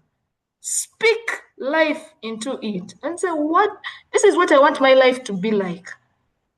Go to the detail. Anyway, I'll leave it at that. But Robin says, when you have a powerful long-time vision for something, even against all odds and adversity, you will continue to make progress and people will want to get on board. We're getting on board with the Transformational Professionals Club because there's a long-term vision. And I'm sure Coach Samuel has faces challenges here and there, but we come alongside him because we know there is vision there. Okay, because everyone wants to be part of something great. But also long-range goals keep you from being frustrated from short-term failures. You will fail many more times than you will succeed. But again, fail knowing that you're failing in line with your vision or in line with your purpose. And so a part of personal leadership will need you to be self-aware, will need you to manage yourself well. You need to have values and principles. There is need for accountability. There is need for goal setting. And there is also need for being authentic. I'll not go into these details because my time is far spent, so please take a screenshot. Now, I'll summarize like this. On finding purpose, read your Bible and pray every day. It was a song in school. But now as an adult, I know what it means. Some of these songs sounded good when we were to read your Bible, pray every day, pray every day. It only makes sense when you're an adult and you say, hey, where is my Bible? Hey, have I prayed? And then you align it with your purpose. And so read your Bible. If you're a Muslim, read your Quran, whatever faith you belong to, please read whatever guides your faith and read the holy books. Explore your interests and passions. As a young person, you may not know what exactly your purpose is in life, and it's not a problem. The only way you will also find out is by exploring the things of your interest and passions. Yes, you're doing medicine, but if you think comedy is your thing, do your medicine, but also do comedy. Nobody told you to focus on one thing. Explore your interests. Passions, talents, those are things that will put money in your pocket. Audit your life. Stop reviewing and auditing books of accounts of your organization and fail to audit your own personal books of your life. Audit, review, sit back and say 2025 has gone. I set goals. How far have I achieved? Write. Don't over-digitalize your life that you even fail to trace where you've come from and where you're going. Get a notebook. They still sell pens and books and papers. I know we are going smart in everything, but even the Bible will still feel good when you read a hard copy, not a soft copy. So there is something about the ancient old ways. Please get a pen and paper and draw your life on paper. Put it on paper and kind of, scribble, be intentional. Do a plan like you're doing a strategy for an organization. Say 2025 financially, here my goal was to achieve 5M. Now I'm at 3M. What happened? I overspent in these areas. Here the school fees was high and all that. Put those things on paper and scribble them until you come up with a plan for 2026.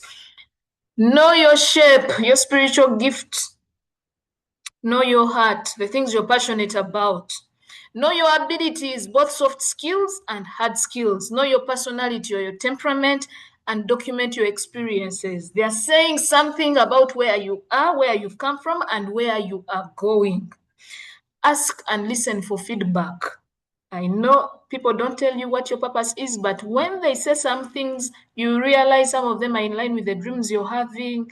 Probably God has told you some things. And so listen to feedback. Don't ignore it. When people tell you, hey, I saw you are good at public speaking, Remigio, hey, you should consider this. If 10 people tell it to you, they don't all have, they don't know each other. It's something God is trying to communicate. So listen. So find a mentor. On this journey of purpose, you need a mentor. On this journey of purpose, you need a mentor. Joshua needed Moses, and he was well mentored. That's why he was able to lead the people of Israel out of to the promised land. Mentorship is important. Who is mentoring you? So, in finding purpose, ask God, ask yourself, and ask others. Okay. When building dreams, lay a strong foundation. Your faith, your values, integrity, because all these will be tested. And so be strong. Don't fear suffering. I think, Coach Samuel, we need a session for people to tell them how to embrace suffering. Those topics are needed for people to, because when people start suffering, they start making drastic decisions and go off course. And yet sometimes the suffering, the pain is part of the journey, the confusion, the chaos, the what, it's part of it. So we need to tell people how to navigate those areas very well so that they don't miss out on what God has purposed for them. Manage your time and finances well. All these things, for you to achieve your purpose in life, you need time, you need money. And so manage your time and finances well. Coach is a financial literacy trainer. I'm a financial literacy trainer. There are financial literacy training programs all over the place. Go and learn how to manage your finances well, but also manage your time well. Have a vision, set goals, take actions. Be patient in the different seasons of life. Some seasons are good, some are bad, but they are all part of the story. Be careful who you share your dreams with. Don't get excited. When you have a dream, you see what happened to Joseph. He told the dream to his brothers, they threw him in the pit. Be careful who you share your dreams with. Get a team you trust, and they don't have to be many. It can be 2, 3, 4 people. That's enough. Those who post their dreams on social media, we want to know how far you go in achieving them. Some of those dreams, Jesus was going to be killed as a young baby. He was produced and they started asking, where has the king been born? They wanted to murder him as a young child. Some of your dreams are very beautiful, but they are too fragile at that stage for you to start, letting the whole world know what you've dreamt and what you want to become. So you want to protect your dream as much as possible as God tries to reveal to you what this dream is about. But now with social media, someone dreams today, the next time it's on social media, then the dream is murdered there, They will pursue and try, but that's a story for another day. Protect your dream. We don't have to know what your dream is. You got to work on it, get up every day, work on it and all that. When it's time to be published to the public, then it will come to us. Never give up. If you've seen it, you can achieve it. So keep going.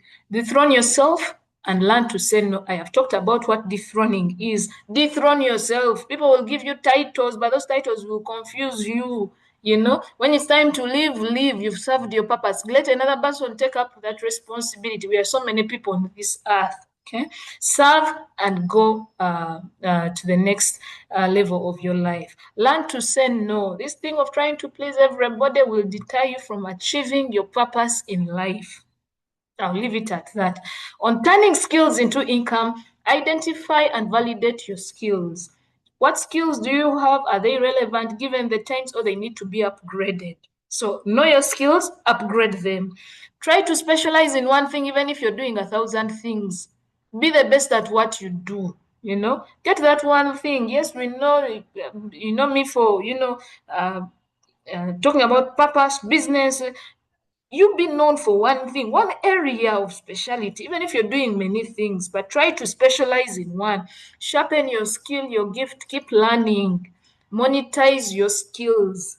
Yeah, Remigio is emceeing us today. He's improving his skill. He's perfecting it. The next time I call him to MC a function, he'll tell me, Madam Anita, it's 1 million. Because he has been working on it, he has been sharpening it, or he will tell me it's 2 million. And then I will, comfortably get the 2 million and give it to him because he has now started monetizing his skills. And then serve your skill to the world. Yes, monetizing is good, but also don't forget that you need to serve. And so sometimes you'll be invited to MC on sessions or to give talks and you won't be given any money, but you will have served and impacted lives. As you step into 2026, put God first, and all these things shall be added unto you. Stop feeling sorry for yourself. Nobody is coming to save you. You have everything you need to achieve your dreams. And all those things are within you. By the time God brought us on earth, we came as full packages. The rest of the work is just to upskill, upgrade, upskill, upgrade. That's what we do with our phones and gadgets. By the time the phone comes or the gadgets come, they are ready to be used for their purpose. The only thing the manufacturer will keep sending you messages, upgrade software, upgrade software. And that's what we keep doing through nursery school, primary school, high school, and university. We are upgrading software so that we continue being relevant to the community. Be intentional. Don't live your life to chance. Plan for your life. Nobody is going to plan it for you. So plan for your life and take action. If you leave other people to plan for your life, guess what? They are planning for you. Not much. And so be intentional and plan for your life. Be ready to lose some people along the way. I think this is something I'm learning to embrace. I realize with the different seasons of life, some people will go. Not that you've chased them, but they'll go. And then you start wondering, where have they gone? Where have they gone? But I've said, it's okay. There's a reason as to why people come and people go, especially those close to you. If you need help, ladies and gentlemen, dear professionals, ask. Let us not be proud. Let us not think we shall look bad. There is no dream that has ever been achieved alone. You will be the first to achieve yours alone. If you're working on a project, get people on a project team. If you're working in a business, get people. One is too small a number to achieve greatness. So if you need help, ask for it. If you fall forward, get up, don't stay down for long, and then keep going. Remain humble. The accolades, the the titles, the honor, remain humble. Never stop learning and never arrive. Never stop learning and never arrive. Again, I want to thank those who have attended today's session. Thank you for being deliberate with learning. Remember, the process matters. Don't grumble. Don't kill the pain. We pray to God that, God, I want to become this in future. God, I need this. And then God is trying to help you, process you, take you through the process so that he's ready to give you those things you're asking for. But as he's processing you, you're giving up. You've left, you've gone, you've jumped, you've what? So know that God will answer your prayers. His prayers are always yes and amen. Sometimes it will be wait, but in the waiting, sometimes we pray for things which we are not ready to receive. So what God will do is to first prepare you to receive the prayer you've given him. But as he's preparing you, you jump out. Say, that is too painful. Me, I'm not going to stay there. I've left. I've gone. Now, the angels come to look for you to deliver your prayer. Now, you've taken off long time because for you the process was what? was painful. So don't try to kill whatever pain comes your way. It's okay to suffer for a little while, for as long as it's in line with your purpose and with your vision. These will be my last reminders. We are God's handiwork, created in Christ Jesus to do good works, which God prepared in advance for us to do. And so if you're here on earth, it means there's already work for you to do. And so we need to be intentional about this journey. And then I am certain that God, who began the good work within you, will continue his work until it's finally finished on the day when Jesus Christ returns. Ladies and gentlemen, great leaders develop through a never-ending process of self-study, self-reflection, education, training, and experience. I want to wish you well. Again, I want to welcome you again to the summit. Thank you so much for listening in. Thank you so much for being here. And let's celebrate the Transformational Professionals Club on celebrating 1 year. Coach Samuel, we are with you. We congratulate you and thank you for thinking about such an initiative. Feel free to connect with us at Shine Leadership or through the different, my personal different social media networks. May God bless you. May God keep you, and may God grant you the desires of your heart. Those dreams that God has given you, may He help you fulfill your purpose in life, and may those dreams come to pass. In Jesus' name, amen. Thank you. Amen, amen, amen. A round of applause, ladies and gentlemen, to Dr. Anita. Thank you, thank you, thank you, Dr. Anita. I think you've done very good justice to this summit. Amazing, amazing stuff, amazing journey. We have really, really enjoyed. I wish you could, the reactions that were coming through as you presented your journey, it was amazing, it was amazing. Thank you very much. And quite a number of takeaways that we will definitely have to talk about later on. But thank you very much, Doctor, for the journey, for your presentation. And thank you, the audience. You've been an amazing audience. You've listened in, you've reacted, you've commented. I don't know. I should even go through some of the comments. It's quite a lot. Amazing journey, mind-blowing, beautiful messages, and thank you for the encouragement. Carol says she relates to the challenges. Patricia says great strategy to overcome it. Quite so many comments that have come through. We will go through them later on, but it's been beautiful, Doctor, and thank you very much. And I don't know. We could kindly give her another round of applause, ladies and gentlemen. Just through your electronic hand clap. Thank you very much. Amazing stuff. I feel like not ending this summit, but Dr. Anita, you've done very good justice to us. I think you will later on, maybe in the chat room, you can let us know where we can find your publications, your books. If they are readily available, you can let us know in the chat room so that we can find them. And also, of course, through the contact that you have shared with us, you can kindly also share it through the chat room. Thank you very much. Okay. So while you were presenting, we had one of our members join in. Quite a number of members joined, but we had Oyesigire, Oyesige Brand joined us. And let me just confirm if he's actually online. Oh, yes, Jay, can you hear us? I'm available. Yes, Brian, thank you very much. I think you can do for us a bit of appreciation to Dr. Anita for the wonderful presentation she has done. And then later on, we call in the second speaker as we take bathroom rest just in a few minutes. So kindly first give us a vote of thanks. You give a vote of thanks to Dr. Anita. You're welcome.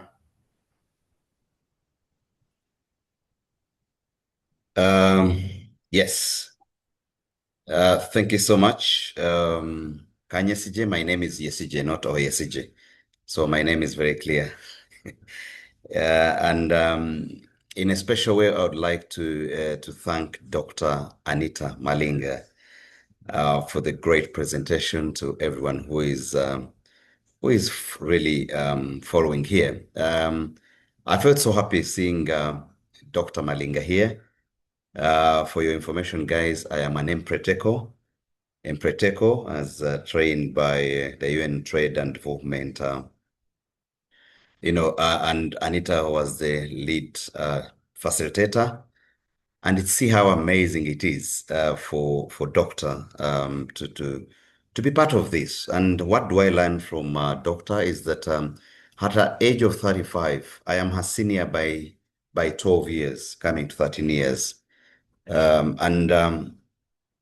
She gave me training under Empreteco, and I would urge everyone, if you want to know who Anita is and you're in business, you should be able to look for that program, the Empreteco, and join it.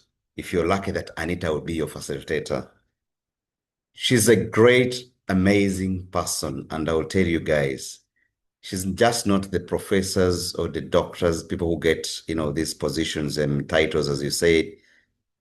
She's a practical person. And it's so amazing. When I saw her present here, I was like, whoa, what a great chance for me to listen to her again. She talked about suffering. I would always want to give you one word, my dear members, that enjoy what is there to enjoy, suffer what is there to suffer, regard both suffering and joy as facts of life, and keep happy no matter what.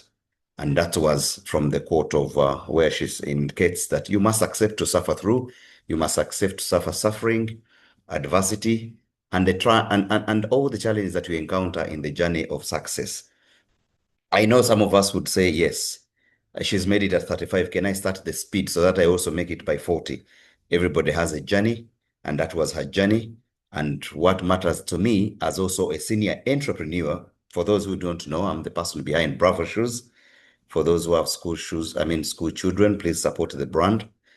As a senior entrepreneur who started at the age of 22, very small, seeing me accessing doctor and getting more information, having to access this information, which means that people should be more successful than us, who are seniors, who have made so many mistakes without any guidance, without mentors, without anything. We've made a lot of mistakes, so many mistakes that we regret even what we wouldn't have done at the age of 20, 25, or 30 years. So if we have this opportunity to speak to people like her, I am very humbled. My being here is just to appreciate her for accepting to share her story. And I say, meet her physically, be part of her. You'll know what she speaks. She's practical, not just as academicians do.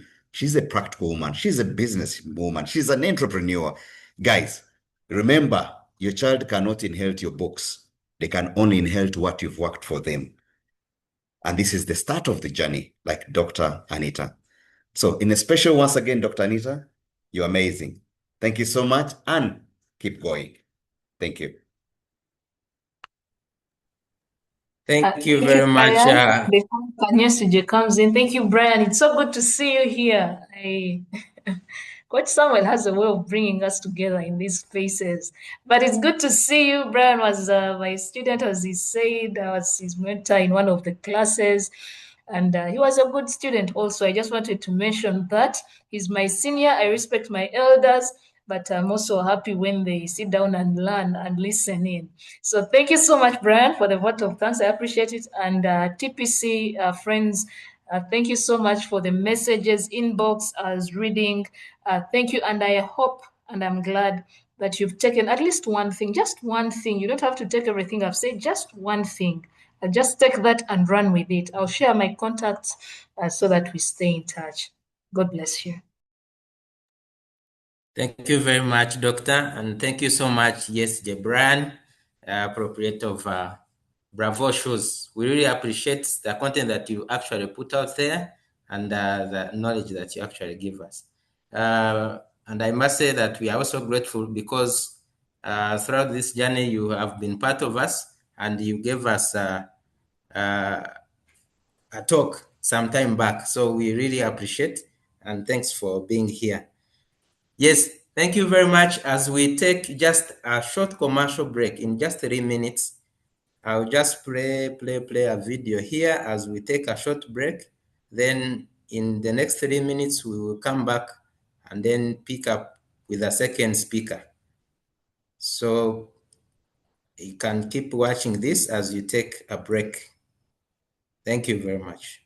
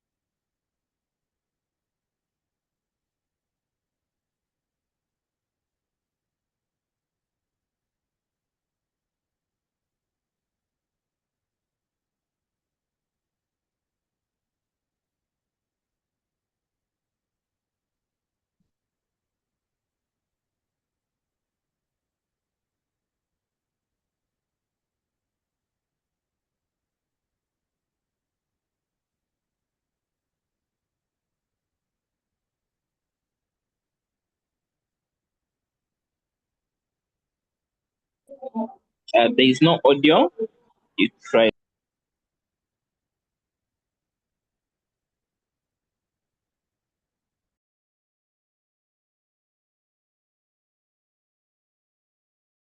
Yes, coach, you're saying there is no? Hello, coach. There is no audio.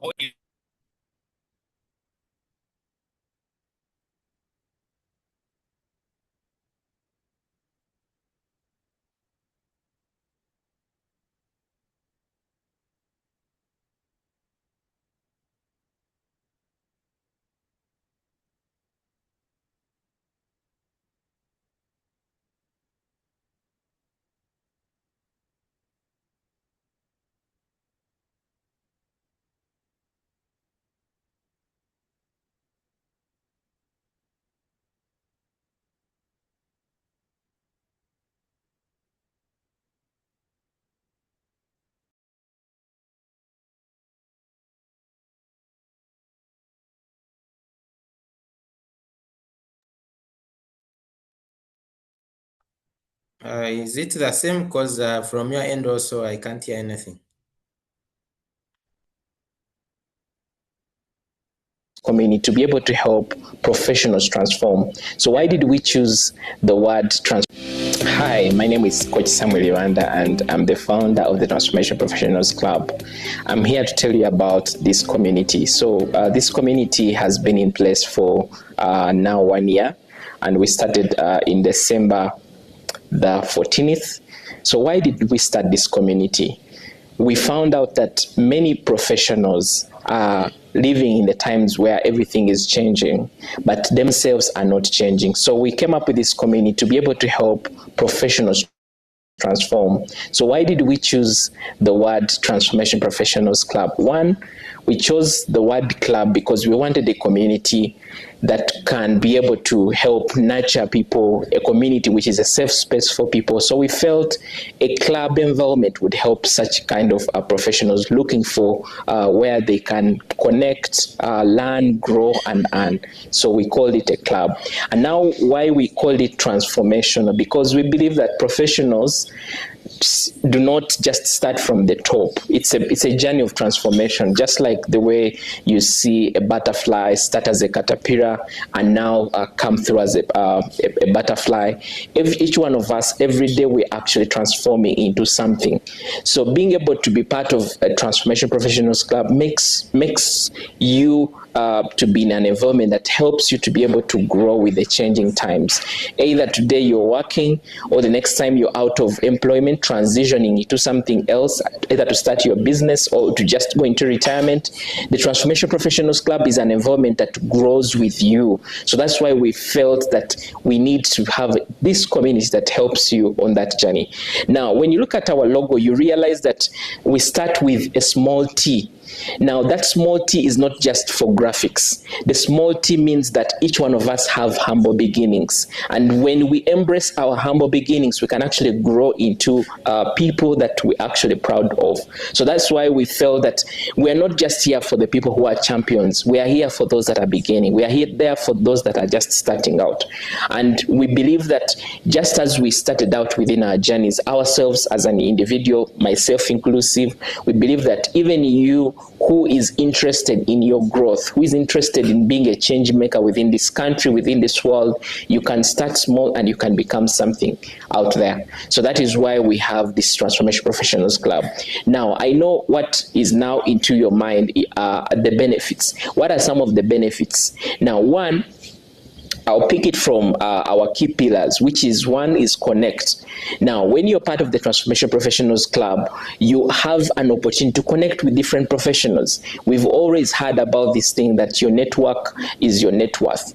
And that means that when you're part of a community, you have a ground to be able to tap into the resources that other people are bringing. But also it helps you to be able to get people that will actually be able to support your vision. It's more of an iron sharpens iron, and that is why we are together as a community. So connection is a very important benefit that you really get from us. Now, the other that we also call our key pillar is the learning. Now, we don't just want to be in a community where we're just connecting, like the way people go to maybe to a bar and are just drinking and maybe they are not doing anything around it. So we want to make sure that when you're part of us, you're learning, we are growing. Each one of us can learn from each other. And that is why we organize these weekly webinars where we learn from each other.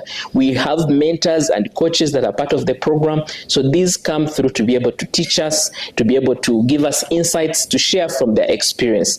You might be going through a situation that you think is actually challenging, but if somebody who has gone through the same shares from their journey, you're able to pick one or two things, and before you know it, you're being transformed yourself. So that is one of the other benefits that you really benefit, the benefit of learning. So we also organize different master classes, different mentorship programs. We just completed our public speaking and communications program where we've equipped mentees on various aspects. We go into other topics like personal branding, identifying your purpose, personal leadership, quite a lot of materials that are designed to help you as a professional be able to grow from wherever you are to something great. So that is what we do. So the next aspect is the growth. Now there's learning. Remember we said we connect, we learn, and now we have an aspect of growth. Now we do not just want you to learn, you know, a kind of scenario where you're learning as much as you can. We are so privileged that we are in an information age where you can find any information elsewhere, but how are you able to grow? So the community provides that accountability to enable your growth, the inspiration for your growth, the guidance for your growth. Through our mentors, we're able to watch you do what you do. We give you feedback to see a lot of transformation. I'll give you an example. We have one of our last participants of the public speaking and communication skills program, Charity, who works with the URA. She has been very transformative in her journey of public speaking. She started with some fears, yet she actually was confident. So when she got the feedback from the public speaking mentorship program, she was able to pick up, and now she's actually a vibrant person. She's starting her YouTube channel. She's running with her Come Alive program, and she's going to transform other people. Even for Linda Charlotte, who joined us also, she's an entrepreneur, passionate about the young girls. She is going to do great work because she gained this public speaking. She's going to tell her story because there are quite a lot of young women out there that would love to hear the stories. So make sure that you come through and be able to develop yourself, be able to grow in the process, and before you know it, the world is watching out for you. The world is respecting you. The world is giving you a platform to be able to shine and to transform lives. So that is the aspect of growth. And then the other last one is the earning component. Why? Because we believe that when you earn, when you create income for yourself, that income is actually used to propel your purpose, but also to impact others. So we live in an era where there are lots of professionals that have a lot of knowledge, but because they have been designed in a way that they only think about employment, when the job is away, they can't survive. So we created the Transformational Professionals Club to be a ground to help you be able to create multiple income streams. And we have seen this. We have people who came through as just employees, but now they have created businesses. They are earning from their passions. They are doing a lot of things within the community, not just only for money, but also for impact. And at the end of the day, their brands have been able to grow, and that at the end of the day has transformed in terms of income. Even those that are employed, we've seen people who came through without jobs, but now they have jobs and now they are earning. We've seen people who came through as officers, but now we are seeing them grow into supervisory roles, into managerial roles. There's a lot of transformation that we've seen within our mentees, especially in our first year. And we believe that this journey will actually continue, because when we train and mentor our mentees, these mentees now transform to become mentors. And before we know it, we are going to have a transformed world. And what a time for us to be part of this journey that is actually transforming the nations. So So I believe that if you're watching me and you're not part of the community, this is a call out for you. This is a time for you to be able to join us such that we can be able to move together. And I know that you could have maybe other clubs that you're part of. What we are calling out for you is to make sure that in whatever you're doing, you're transforming lives, you're connecting, because through connection, you're able to again elevate yourself and add value to the connections, but also tap into the values and resources that the connections bring. So those are the benefits that you get when you are a member. And I believe that you'll be able to walk this journey. We have membership programs that run for a year, but before, as you even go through the processes, you also be able to gain lesser discounts, part of our programs that we usually have. If you're a member, you have that extra benefit. You also have an advantage of being able to book, let's say, a mentorship or a coaching session with one of our mentors, and you will be transformed in the process. And I believe that you will not regret being part of this community. Make the new year to be transformation for you, because you're going to join a good community. So I want to say thank you so much for watching, and I believe that we'll be able to meet and connect and see how we can be able to grow together, learn, and do greater things, because the world is waiting for us, and we are the people, we are the leaders, we are here to transform. Thank you so much, and may God bless you.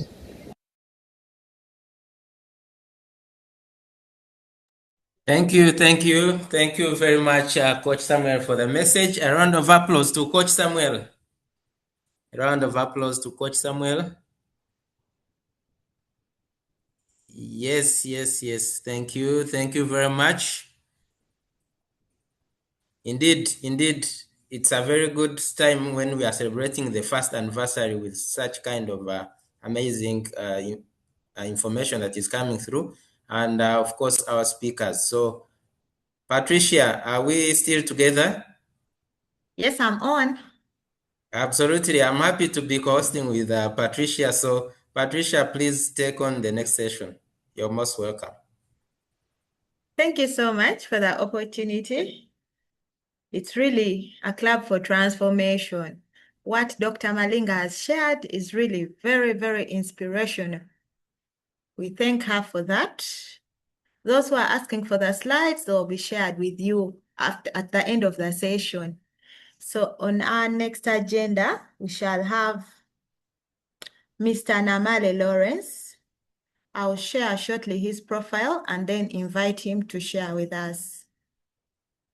Lawrence Namale is a visionary author, transformational coach, and strategic thinker whose work bridges personal mastery, spiritual depth, and leadership development with a dynamic blend of storytelling, biblical insight, and psychological clarity.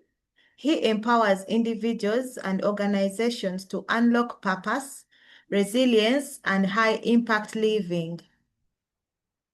Lawrence is the founder of Life Signatures, a platform dedicated to helping people discover and deploy their unique significance.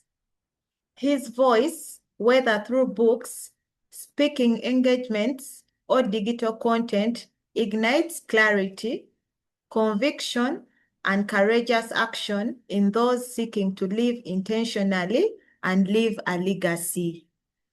Let's give in some round of applauses virtually as we invite Mr. Namale.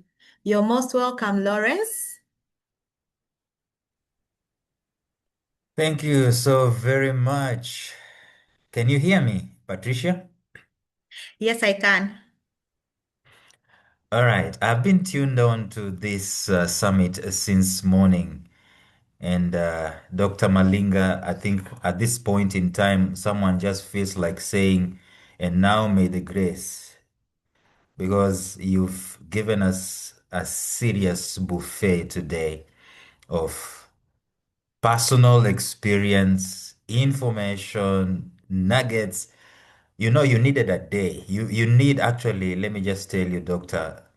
Anita, I know you already do this, but from what you've shared, you need a full day engagement, a full day seminar on just that which you've shared. And I'm sure it will not even be enough. Thank you very, very much. If anything, I am the one who has come here to learn. I thought I will sneak in. Actually, I came here like a sneaker. You know what a sneaker is? A sneaker is a guy who was not invited. A gate crasher, actually. Yeah, it's a great gate crasher. A guy who was not invited, but he finds himself on the table and then he starts talking as if he owns the table. Ha! I saw the poster that Coach Samuel had posted, and I thought I can do something here also. I asked him, why don't you give me some 30 minutes to also share something? And he was gracious enough.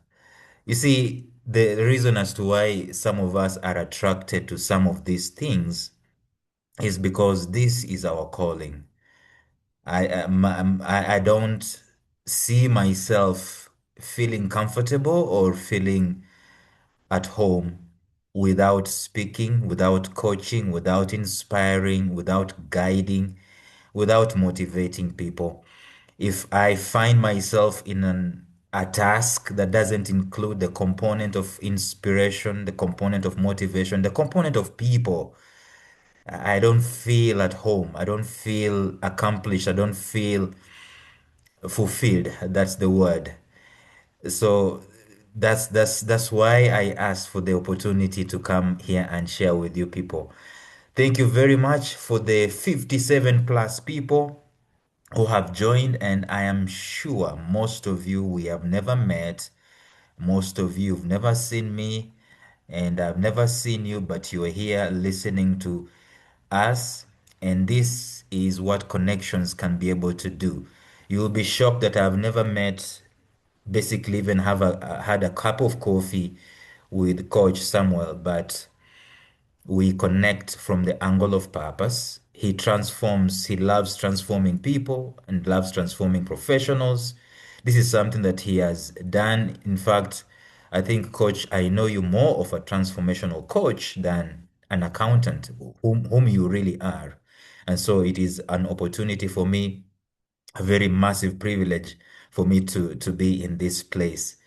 I needed to share with us something because I knew that we are coming to the place in December where two things are happening. Number one, people are counting their losses, cutting their losses, or maybe even celebrating their wins. And number two, people are planning for what is going to come up in the next year, 2026. I normally say that the new year is normally a psychological new. It's a psychological clean slate that is given to every one of us. Every new beginning is normally a psychological clean slate. It can be the beginning of the day. The Bible tells us that the mercies of God are new every morning. It can be the beginning of the week. It can be the beginning of the month. But the beginning of the year is normally the big one. It is a psychological new for us. And it begins with us looking at what has been and also looking at what we desire could be. Very many things Doctor has shared with us already. I don't feel like repeating them, but I just resonate with them. And one of the things that she shared with us is that there there's something about clarity, knowing who you are. She talked about personal clarity, self-awareness. That's the word she used, self-awareness. Each and every one of us has a level of knowing who we are. In fact, by the way, without being academic, we all have wishes. We all have dreams. We all have desires. We all have goals and we all have these milestones that we really want to accomplish. And you'll be shocked, or maybe you will not be shocked, that these things are not necessarily yours. Your wish to build a university is not your wish. It is the divine connecting with your heart. Your desire to build a nursery school or kindergarten or whatever it is, your desire to start a business, it is not you. It is a purpose desire that has been instilled or installed inside of you by the divine. Most of these things we do are not necessarily from our own minds and from our own psyches. These things are godly. I keep saying and I keep telling people on my podcast called Life Signatures that business is a spiritual thing.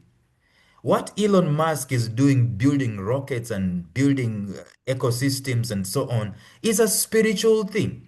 Why? Because spiritual things normally benefit other people more than they benefit the founder. And you can gauge this, and I've told you this before.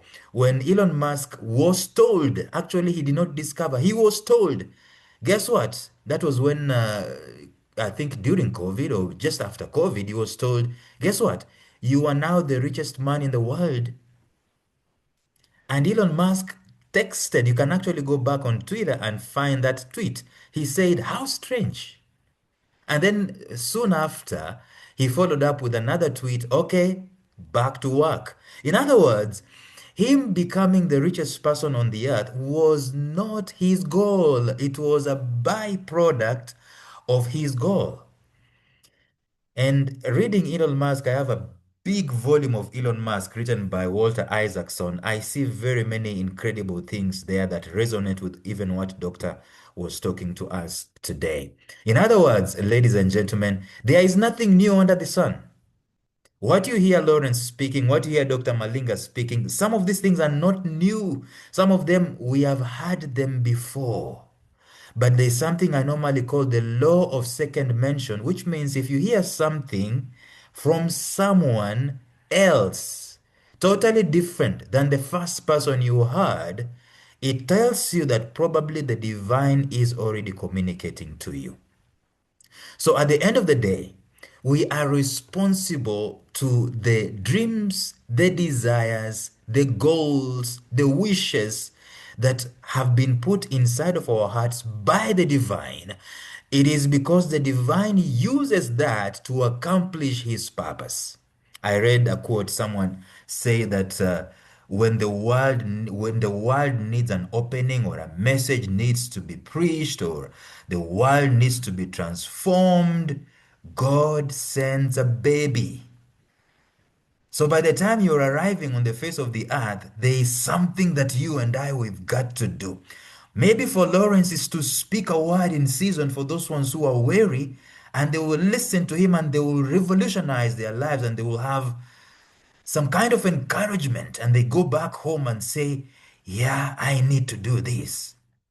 Maybe for you is to build systems, but you came as a baby not to put food on the table and clothes on your back and repeat it for 70 years. We came on assignment from the divine. Every little dream you have, it is a divine installment. And you know why it's a divine installment? It is because the divine works with what we call the seed principle. Doesn't give you a forest. They don't give you a whole car. They don't give you a whole company. Apple was never a big company. It was an idea in two guys who were messing around, Steve Jobs and Steve Wozniak. If you told them at the point they were messing around that they will be the first $1 trillion entity, they would have laughed at you. But that's how the divine works, using the seed. In other words, your little dream or your little idea right now, the one that you've been struggling with for years, maybe for months, some of you for weeks, for days, it could just as well be a divine deposit that now needs me and you to be disciplined and stay on it and not drift. Because remember, we are living in the most distracted world today. We are the most distracted generation since Adam. I wake up in the morning and I have notifications on my phone. Even if you've switched off notifications, you will still know that there is Twitter, there is Instagram, there is all these things. We are the most distracted. That's why we need discipline. And my talk today is about stop drifting and start living. This is deliberate because at some point in time, our problem is not necessarily what do I need to do. We have preached the message of purpose long enough. We've preached the message of vision long enough. We've preached the message of goals long enough. What we need to do is to stay on point, to stay intentional, and to stay on purpose, even when it's raining, even when it's disappointing, even when doors are slammed shut on us, even when there are very many tiny, shiny objects that come on our way and tell us, hey, guess what? Leave that thing you're doing. There's no money in that thing. There is money in this new fad that has come to town. It's called the Development Channel. Just join it. They're giving people free tabs. By the way, I'm speaking reality. It happened some years back. My point is that we need to be aware that for us to succeed, and I'm so grateful for what Dr. Malinga has shared with us, all I see in her story, if I was to summarize it, it is staying on course and staying disciplined and staying committed. And it's like someone said there are two things that make you successful. The first one is the go for itiveness. In other words, you intend and you go for it. And then the second one is the stick to itiveness. You stick to it. Come rain, come shine. Have you ever seen a bulldog biting someone? A bulldog never. I saw a very, very heartbreaking story. Someone was walking a dog and another person was walking a bulldog. The other person was walking a chihuahua. You know what a chihuahua is? This tiny dog with a very shrill voice and cute dog, by the way. Actually, it doesn't stay outside. They put it in the house. They pamper it like a kid. So someone was walking a chihuahua and another person had a bulldog. And I think the chihuahua provoked the bulldog or something. And for some reason, that bulldog just got out of this man's hands and the leash and bit into the chihuahua and could not let go. They will hit that bulldog with something on the head, but it is holding on to it. That's the stick to itiveness. And by the way, the chihuahua died. Very sad incident. That's the stick to itiveness that we need on the small little ideas and goals that the divine has put inside of our hearts and inside of our spirits. And I'm just going to take some moment and probably share with you what I have prepared in terms of a presentation. I don't know if I can do this. Technology, help me here. Do I have the sharing rights, people? Yes, you do. Yes, I do. Can you see my screen?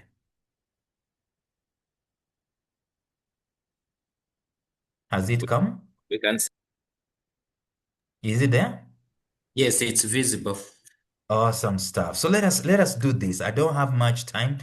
I'm just going to tell you what is in my heart today. It is about discipline and sticking to it. Like I said, we have learned over the years about purpose. Most of us, some of you, by the way, can even go to ChatGPT right about now and you can download your purpose.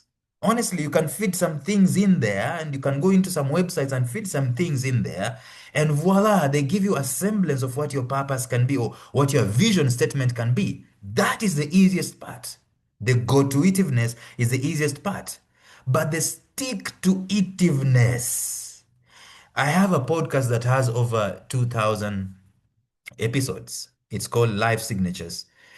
And people normally ask me, how in the world do you do that?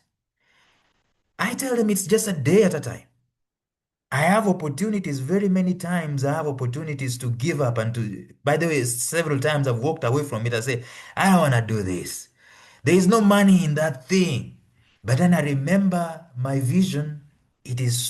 My purpose, it is to speak a word in season to those ones who are weary. And my vision is to inspire hope and enrich lives worldwide. So I go back because of the vision and I need to stick to it. So I'm going to give you today a practical guide on how to align your vision, your purpose, to what you're doing on a daily basis. Hopefully, it's going to help someone. There is a man whom we all know. He said that you will never change your life until you change something you do daily. The secret of your success is found in your daily routine. And that's where I want us to dwell, my friends, because, like I've said, our problem is not necessarily what do we need to do, what our vision is, what our purpose is. There are very few people who have that purpose problem defining what it is. Our problem is routine. Our problem is today. At the end of the day, in the evening, when the day comes to a close, was that my best? Did I give my all? Did I even do that which is aligned to that which is my purpose? That is our challenge. Again, we are living in one of the most distracted environments today. We distract ourselves. We have handheld gadgets that, if we are all going to be honest, we are addicted. We are addicted to TikTok. We are addicted to Facebook. Those of us who are 40 and above, we are addicted to Facebook. We are addicted to X. We are addicted to likes. And sometimes we go on, whoa, we go on. I mean, I put on, when I see someone posting something stupid, I can spend an hour putting them down. And, you know, they are armed. They have nothing else in this world to do. So they come back at me and so on. We are distracted. That's why every single working day, if you are not careful, the day feeds into purpose. The day feeds into purpose because it feeds into the week, and the week feeds into the month, and the month feeds into the year, and the year is what your life is all about. Our lives are not shaped by special events that happen somewhere. You know, an uncle you never knew calls you and tells you you're now inheriting some piece of land and stuff like that, or you win a lottery. Or our lives are not shaped like that. Our lives are actually shaped by what we do today. What you've done today is to join this transformational professional club and to listen to these guys that are talking. And it is much more important or much more beneficial and valuable to you to do that than to be watching P. Diddy and 50 Cent, which is trending at this moment in time. Some of you are smiling because you know you've just watched it, binged watched it, 4 episodes of dissing each other. But it's about productivity. Today is about productivity. The purpose, identifying the purpose is okay. But what brings the purpose to impact is the daily productivity. That is what we've got to understand. Our daily productivity is what counts. But the question that you need to ask yourself is this. Okay, how am I gonna know that I was productive today? Even if I did some things, even if I rose up and I did some things today, were they aligned to my purpose? So even as the year begins, even as the year comes to an end and we're going into 2025, we need to understand that there is the activity trap. Is the biggest common problem. What is the activity trap? Motion without progress. You can see this hamster here. Just, you know, a friend of mine told me a story of a particular insect. I forget the name of the insect. The insect can rotate around a can of chocolate, and every time it makes a revolution, it revolves around one more time, it believes it is closer. It is closer to the chocolate. It gets one more revolution. And sometimes our lives can be that way, where we have no problem taking action. We have no problem doing activities. Like what doctor said, actually, doctor, when you talked about people setting calendars for their organizations and their departments and not for themselves, it was in the earshot of my wife, and she laughed and she said, that is a very good talk. I'm glad I had that word. I asked her, have you been listening? She said, no, just that one is enough for me. And that's sometimes our trap. We can be involved in activity after activity after activity, but we have no measuring of How does it feed into my purpose statement? How does it feed into my vision? That is the biggest problem we have. We have no problem taking action.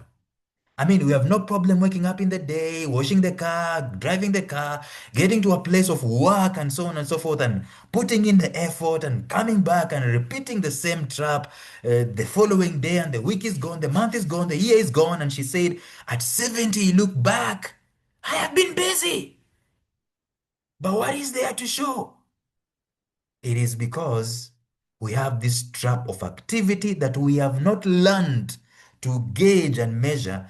Does it feed into my productivity? What is productivity? Productivity is your output connected to your intentions or your purpose. That is what productivity is. In other words, you can produce very many things, but they're not aligned to your overall objective or the reason as to why you are existing in the first place. If you're a teacher, what is your productivity today? If you are, whatever it is that you are, what the measure of your productivity is in the day, the activities that you did, how connected are they to that? That's what we're going to talk about today. So what if you could prove that your day was meaningful today? How do you do that? Let me ask you today. If you look at your yesterday, someone asked you, where did your yesterday go? Do you have an answer? Can you tell them where it went? Probably you could. How about if they asked you, where did your last Monday go? Probably you might. How about your last month? That's where you start, you're not knowing exactly what did I do. You're not knowing what did you do because probably you are not tracking what you're meant to do or what you're supposed to do. And that's why discipline is important. Discipline means it is raining, it is shining, I'm going to do it. There's a time a friend of mine, I lost touch with him some years back. He used to run and used to jog should be every day, and you will post on Facebook and says I'm running and so on and so forth and so on. And then someone commented and said, hey, but is this guy going to run today? Because it is raining a lot. You know what Peter said? Peter said, bro, the rain does not erase the route I am going to use to jog. The route is still there. That is what discipline is all about. Discipline is not when things are cozy, when things are easy, when things are comfortable. It is actually needed when things are the exact opposite. Discipline is needed for a salesperson when you go to make that sale and they bang the door on you. They actually trash talk your product or your service that you're selling. They're telling you, get out of here. There are better things in the market than this one. This is where discipline is needed because we have need for mental toughness. I'm speaking to myself. We have need for us to go for itiveness, yes, but we need to also stick to it. And how we stick to it is by discipline. And discipline doesn't mean that you can't change a thing. If they slam the door shut on you and they tell you your product sucks, excuse my French, what do? You go and examine the product because it is what? It is feedback.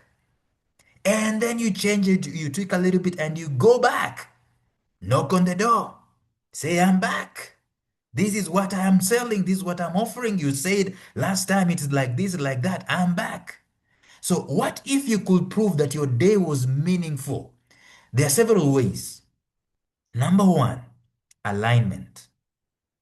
How well does the activities I am doing, how well do the activities I am taking, I'm involved in today, how do they match my core values?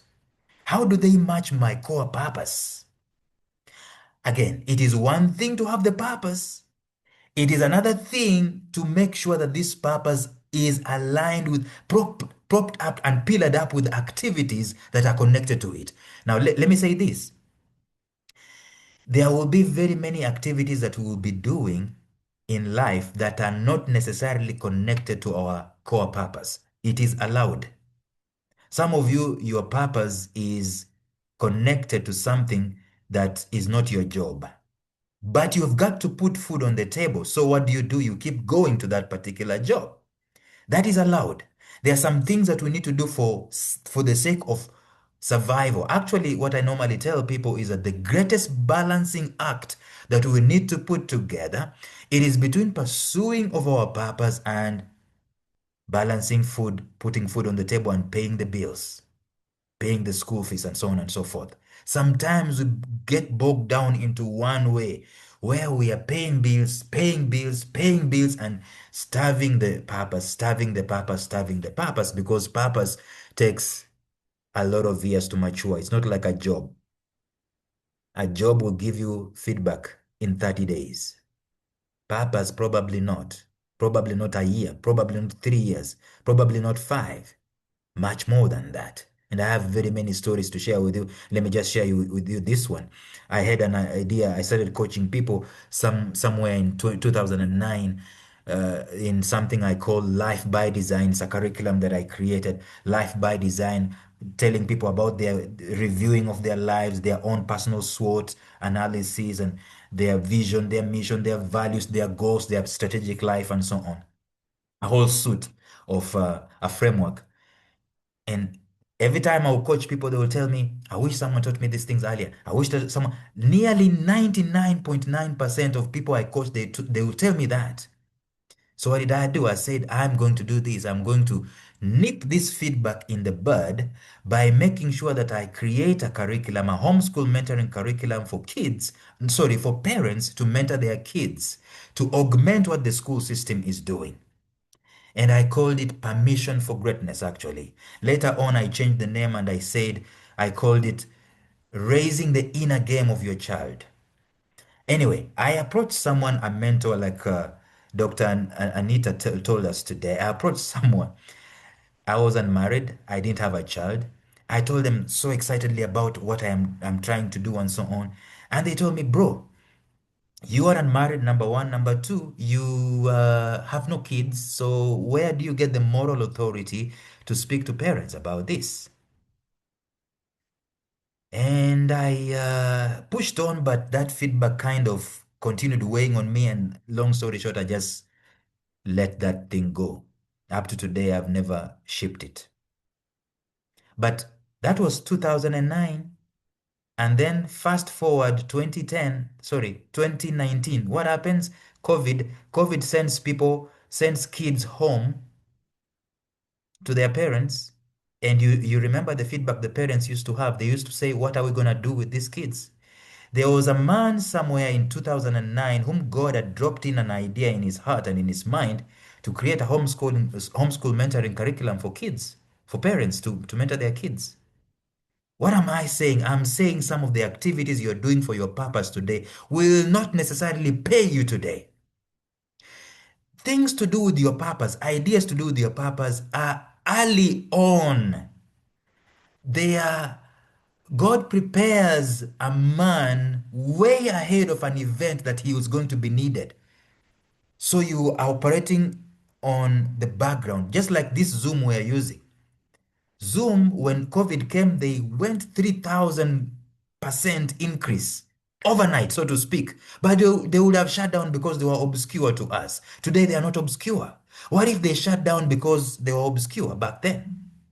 What am I communicating? What am I belaboring to communicate? I'm saying, make sure the activities, most of the activities that you're doing today, even if they're not going to pay you at the end of the month, at the end of the week, maybe even at the end of the year, make sure that some of the activities you're engaged in, they are aligned to your core purpose, your core value. Secondly, how many people, this is one of the biggest indicators of your purpose. Remember what we said? Your purpose is not for you to feed. Dr. Malinga, I think she talked about the mango tree. Did she talk about the mango tree? She did talk about the mango tree. The mango doesn't eat its own fruit. Same with you and I, we don't eat our own purpose. Our purpose is for the sake of impact, for the sake of contribution to others. So if you're involved in something that does not impact others, don't call it purpose. If it's just about you and paying your bills, that's not purpose, that's survival. That's on the basic levels of Abraham Maslow's pyramid of needs. But our purpose is about impact, is about contribution, is about transformation. That's why I love this club. It's called the Transformation. Transformation is not necessarily just personal. It has got to, someone has got to look back and say, Lawrence was here. I'm transformed because of Lawrence. I'm transformed because of Samuel. I'm transformed because of Dr. Malinga. That's what purpose is. So anything that I am doing today remotely, how many people has it transformed? Or what is the potential of it transforming others today? And I've guessed, and I think I've not done this research, but if you look at the richest people that we have today, in any niche, in any environment, in any country, they will not be rich without the element of how many people they are reaching, how many people they are impacting, how many lives they are changing, whether it's business or whatever. That idea of reach. So the activity I'm doing today, and I know I'm going to show these things to you shortly. If I am reading a book today, at what level does it reach other people? Does it impact other people? Thirdly, how deep and meaningful is the impact that I am involved in? This activity I'm doing today, what is significance? Fourthly, what quality time, how much immersed was I with that thing? Sometimes it's very easy for us to go to our diaries and to our calendars and say, I read a book, or I spoke, or I did X and I did Y and I did Z. But how intensely focused was I with it? How involved was I with it? So we need to measure that. These things are things that we need to measure on our daily basis. That's why there is something that I'm going to show you today. There's a tool I'm going to show you today. It is called Purpose Pilot. This is what is going to help you to stop drifting. Why? Because daily you are doing something about your life. You are doing activities that are connected to your life. It's basically sitting down, deciding what you're going to do in 2026 in big time projects and so on and so forth, and then going to Purpose Pilot and feeding that information in, and then daily starting to determine, did I do what I said I'm going to do? If you did, you go to your tracker and you feed it in. So I'm going to share those with you just about now so that you can see where I am coming from. This, if you can see my screen, let me see this. Can you see the screen? Yes, sir. Aha. This is the screen for Purpose Pilot. Now, if you wanted to get access to Purpose Pilot, you will go to your web browser and you click on purposepilot.life. Purpose Pilot is one word. Of course, you'll need to sign up and so on and verify that you are a human being and all that stuff and so on. But then when you do sign up and you get into there, it's going to give you this window, this screen. You can do it on the phone, you can do it on your tab, or you can do it on your laptop and so on. But this is how Purpose Pilot looks like. On my left, or on our screens on your left, it shows us the menu. Of course, there's the tutorial and so on and so forth. But let me just take you through the whole thing first of all. Before I can come back to the dashboard, let me go to the Purpose projects. Now, your Purpose projects, if you're planning your 2026, you will sit down and, in fact, let me go back to the dashboard. You will sit down and you will write your purpose statement. You will click here to write your purpose statement.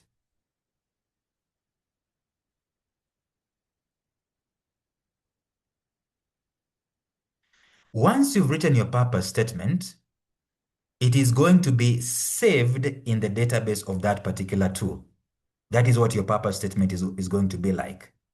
Now, after that, there is a need for you to sit down and to determine your biggest projects for 2026.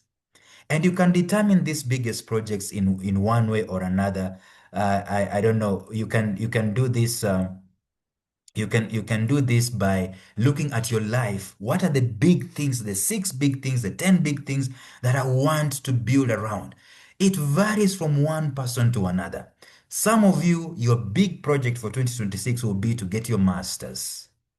Your big project will be maybe like a doctor is to get the, what do they do? To become a professor. It's a big project. Some of you will be maybe to get married, or maybe to buy an asset and to start a company, whatever it is. Determine what 2026 wants to look like, and you can go to this place where you can add. You can click on there and you can put the project name. It is very easy. Let's say learn or acquire certification in artificial intelligence. Description.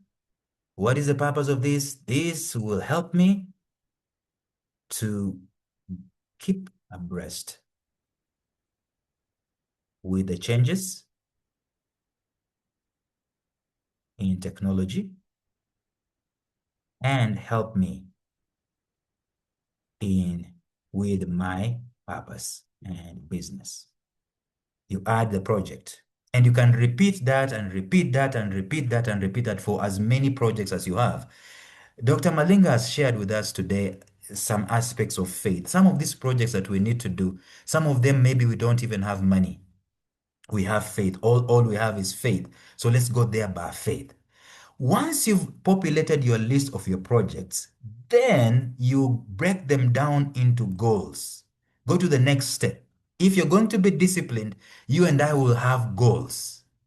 Now, your goals, like Doctor even shared with us her goals, you're going to add your goals. There are 2 types of goals. When you come to a goal here, for example, there is run a 5K marathon or exercise consistently. Why is this goal important? You write why that goal is important. Now listen to this. There are 2 types of goals. There are those goals that we set that shape who we are. Some of us will call them the non-negotiables. In other words, come rain or come shine, I must read my Bible. Come rain, come shine, I must pray unless I am sick and bedridden. Come rain, come shine, I must read a book. Come rain, come shine, I must blog. Come rain, come shine, I must podcast and so on. Those ones are called habit-based, ongoing activities that you want to maintain consistency. So you click if it's habit-based or if it's project-based. What is project-based? I want to have a PhD at the end of 2026. That's project-based. Of course, I'm just using that as an example. Or I need to build a business or an extra stream of income. That's a project-based goal. You connect that project to what it is that you already decided you're going to do. For example, what did we say? Acquire certification in artificial intelligence. You click on that, and then you select, this is very important, you select the categories of the wheel of life. Let me explain to you the wheel of life. The wheel of life is something that has been created to help us to balance our lives in terms of goal setting for 2026. People do it differently, but I have 8 areas of your life that you need to balance. There is the area of business that includes your employment. There's the area of your family that includes you as a husband or as a dad or as a whatever it is, nuclear family. And then it includes the area of your finances, which includes saving, investments, income generation, and so on. Of course, income generation is also connected to business. And then this area of your lifestyle, which involves things like, taking a break, going on a vacation, and taking some rest, and so on. It involves the mental faculties, which includes goal setting. It includes reading. It includes watching things that are instructional and are inspirational. It has the physical. Physical part is exercises, stretching exercises, strength exercises, and cardiovascular exercises, and so on. It includes the area of friendships and relationships. Like we are doing here, it is relationships, which is going to form my social capital. And then, of course, there's an area of spiritual. So you decide this goal that you have set, which area is going to be tagged on. And this thing is not going to add the goal unless you have completed this thing, you've added a category. Once the goal has been set, it's going to come on these goals here. And then this is where I really needed to land the baby. It is called the weekly planning. Friends, weekly planning is weekly planning. It is not something that we do in January. If we are going to be professionals, and you guys, you know, as professionals, how many times do you guys go for planning meetings? In fact, sometimes in some organizations, it's nearly every week. Every week you sit down and you review the tasks that were to be done the week before, and then you decide what we're going to do the week that is coming. That is weekly planning. And Dr. said very powerfully that we are so adept at creating these calendars for our organizations where we are employed, but for ourselves, our calendars are as deserted as a desert. And that's a thing that we need to work on. The weekly plan means that you're going to sit down on a weekend or on the beginning of a week or whatever time that you're going to do it, and you're going to determine what your Monday is going to look like. Of course, if you're employed, you just block out those 8 hours or whatever, 10 hours and so on. But for you, on that particular Monday, what purpose activity can you do towards your vision and towards your mission? What are the non-negotiables that you're going to set? Once you've drafted that list, you just come to Purpose Pilot and you start adding an item. You pick, already you're not going to add anything new. It's already placed on the goals. So you just pick. You pick whatever it is, webinars, whatever it is. What actions are you going to do with it? And then there is this place for frequency. When it comes to planning, especially for habitual goals, progressive goals, the consistency is absolutely paramount. Frequency, how often am I going to be doing the activity? You mark whatever days that you're going to do that particular activity. Why is that important? You select the particular time that you're going to do that activity, what time is going to start, what time is going to end. When you add that particular item on the calendar is going to populate itself. So at the end of the day, you're going to your Purpose Pilot and you spend 1 hour doing all these things I've talked about. You already have your own calendar created. And you now have a timetable already drafted for you for the day. So you're walking around with your phone. If it's a phone, you can actually show people, this is my timetable. If someone calls you and tells you there is this gig that has come up, one of the ways that Dr. Malinga says no is, I am not an expert in it. That's one way. The other way you can say no is, I have a schedule on it. Can we do a rain check, or can we do it? Do you have another time? Can I squeeze you somewhere else on another particular time? That's how discipline is. Discipline means that you and I are going to learn to painfully say no to some things. Family-related stuff, business-related stuff, and so on. I have learned, by the way, and I'm not teaching you bad manners, even at employment, sometimes you might need to say no to your boss. When your boss tells you, okay, this is dangerous stuff, I don't want to, your boss tells you, there's something that we need to do at 5. Right? And 5, it's the time, 5 on Saturday, that's the time that you're supposed to be out with your wife, right? And maybe that request keeps coming. You've got to learn to say no, because you're a person of purpose. Now, don't tell your boss I said it. At the end of the day, ladies and gentlemen, what happens once you've already planned your week? You will be going to your dashboard every now and then. You finished something. This is how your dashboard looks like. you just go and you look for this button called Score and Track My Productivity. You click there, you select the day, and then you select the activity that you would like to track. So for example, I'm attending an event, right? It's a webinar, speeches and presentations. I click there. What purpose project does it align with? It aligns with building social network. I can do a description. And now listen to this. Remember those things I told you about? The alignment, the reach, the significance, and the quality. For now, you are able to determine my activity, the worth of my activity for that particular day. How closely was the task matching my purpose? I can slide this thing to the end because it does. How many people has it reached positively affected? I can at least make a guesstimate. Of course, it's not towards the left, it is somewhere towards the right. How deeply does it impact on my mission? It does. What time quality have I spent on it? That much. And then I just add the activity. Sorry, I log the activity. When I log the activity, of course, they're telling me here the date is required. Then you put the date again. There we go. Still saying date is required. Okay.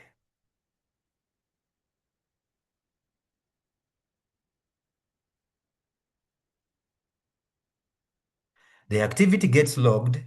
When the activity gets logged, guess what?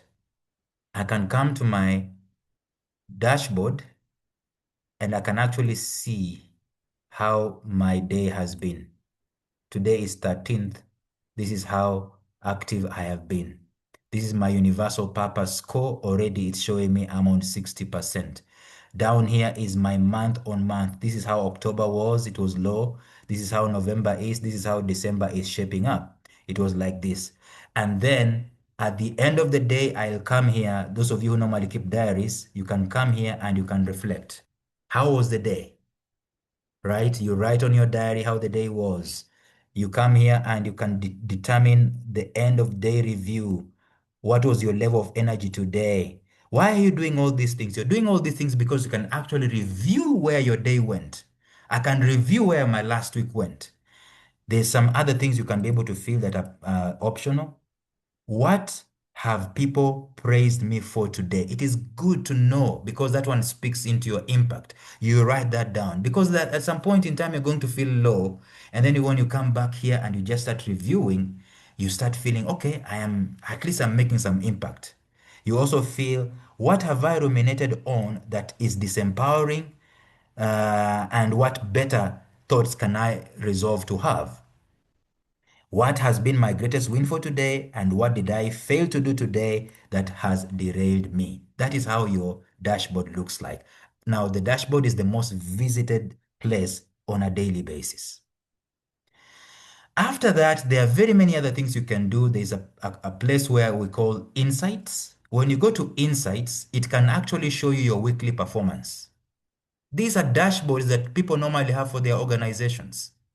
Any organization worth its salt has a dashboard that shows, if you go on a bank, what is their dashboard? Is the money, the exchange rates. That's their dashboard. Of course, that's a rudimentary one. But a dashboard shows you in numbers. Numbers and metrics are things that are going to prop up your purpose. Purpose, I know it is an esoteric, it's a spiritual thing and so on. But for it to be actualized, you need numbers and you need metrics. So you can see the dashboard shows exactly how it looks like. It shows you in a nutshell. It shows you the activities that you've been involved in, activity breakdown. This is how it looks like, right? In terms of the big goals, the big projects that you set. Then when you go down, it shows you what were the most impactful activities that you did for that particular week. Of course, it is impactful because it is measuring the alignment, is measuring the significance, is measuring the time quality that you spent on it and so on. And then guess what? At the end of the day, ladies and gentlemen, you have your wheel of life, which shows you how you are actually doing that particular day or that particular week. You can show it There is weekly, there is also monthly. So when I say monthly, it changes. When I say weekly, it changes.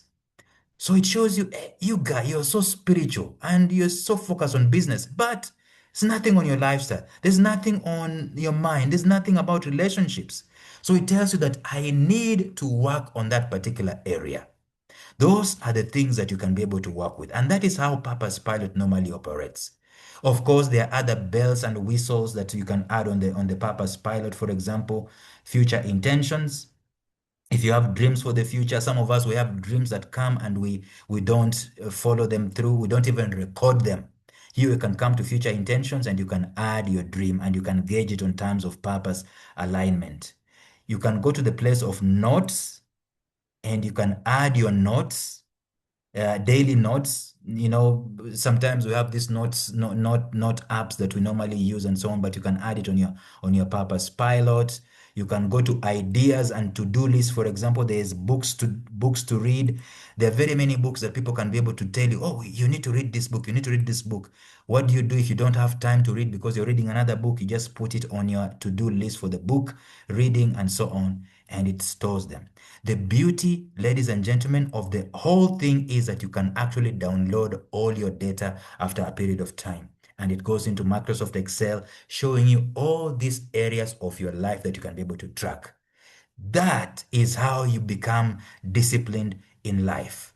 And that's how you can be able to track. For the first time, ladies and gentlemen, you can be able to track, what am I really engaged in my life?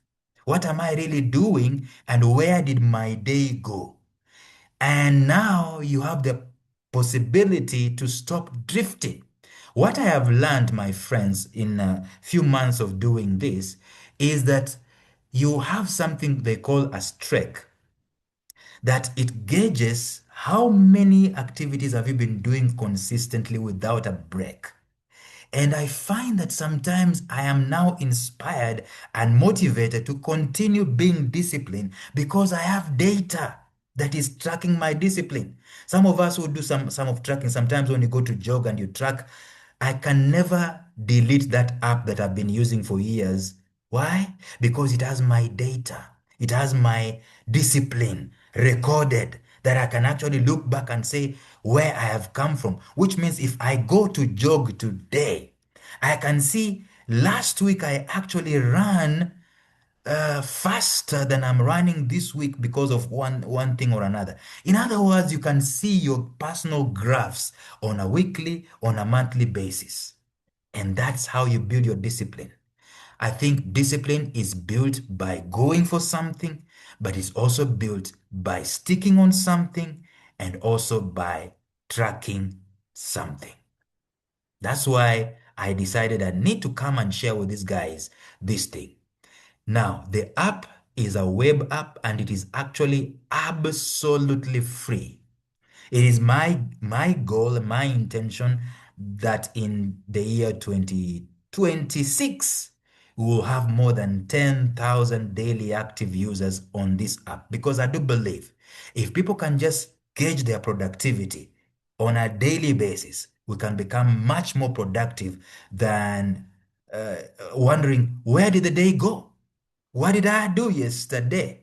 How am I doing in terms of my mentality? How am I doing in terms of my physicality? How am I doing in terms of my family and so on? How is my wheel of life? That's the tool that we're supposed to use to measure. I can say this in closing, my friends. There is no problem, or we don't have any problem in knowing where to go. In my opinion, I think we've preached a lot. We've done a good job in the past 10 years preaching about vision, personal vision, preaching about personal purpose. And I know we still need to preach. We need to still teach. We need to still guide. But to add on what Dr. Malinga talked about, self-leadership, in my opinion, will come when we have these plans. We know exactly what we're going to do tomorrow. If we don't know, we have a calendar that is telling us. We can gauge on the calendar. Tomorrow at 10 a.m., I'm supposed to be doing A, B, C, and D, and it is tracked. And there is a bit of urgency. You know, urgency, I normally say urgency is if... I learned this urgency thing when I was in Ghana. the northern part of Ghana is a heavily populated Islamic stronghold. Our friends there practice their religion so beautifully. You guys, you have Muslim friends and so on and so on, but if you live in an area where they take their religion seriously, those guys, when it comes to prayer, the moment it hits prayer, even mid conversation, he leaves you, she leaves you, goes to pray. That's urgency.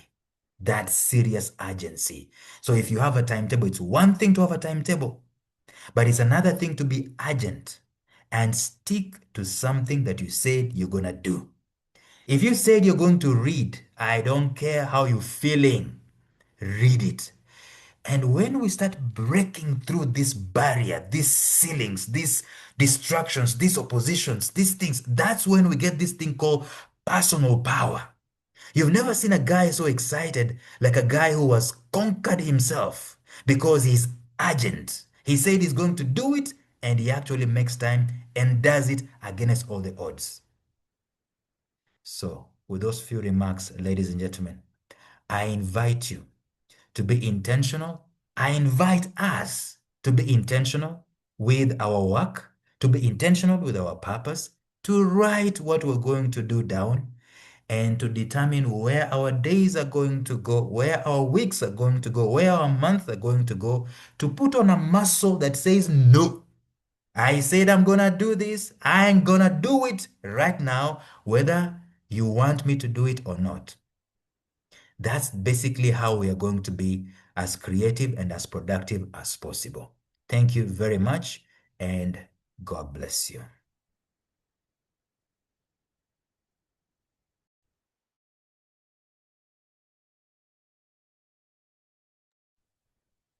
Thank you very much. A round of applause once again for Mr. Namare Lawrence. Thank you very much.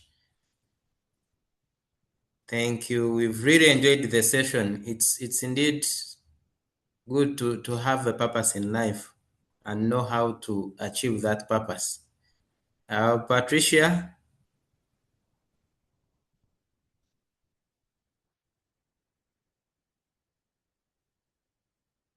Okay. So, Mr. Lawrence, while you were presenting, we had quite a number of comments that came in, and people were happy about your presentations. Let me first get to the chat box.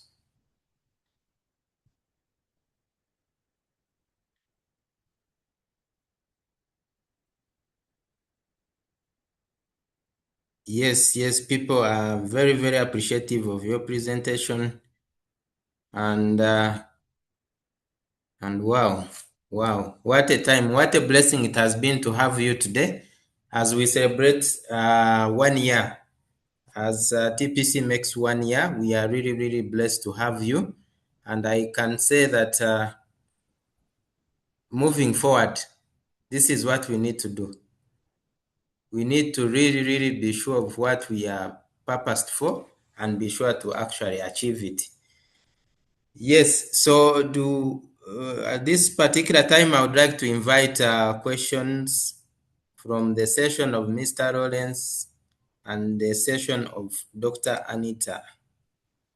Let me see if we have any questions, any comments. Yes, Dr. Anita says, thank you, Lawrence, such an amazing app. I'll definitely explore it.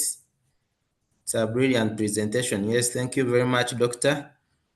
Mariam says, great indeed, purpose-driven life, such a powerful session. Yes. Do I have any questions, anyone in the chat room that can actually raise up their hand and we give them an opportunity to ask a question? Okay, Mr. Lawrence, Charity is asking, does one's temperament affect the purpose pilot? Okay, let me see if I have any other question.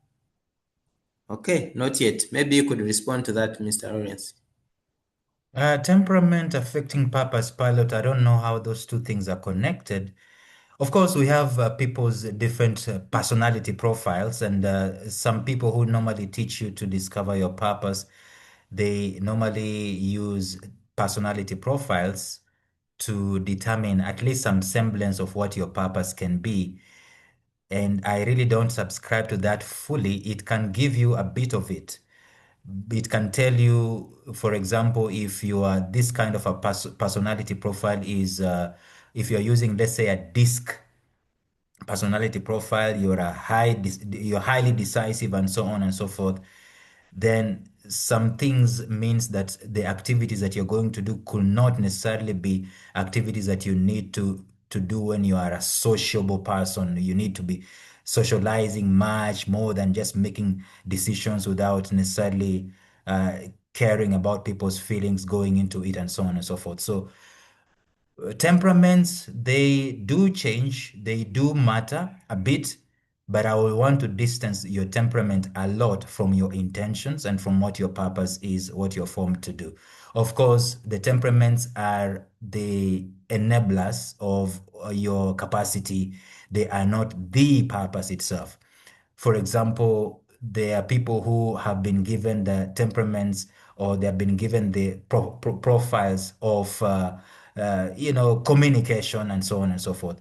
You will not find those people fulfilled if they are given tasks or activities where they spend the rest of the day not talking to people, not talking to anyone.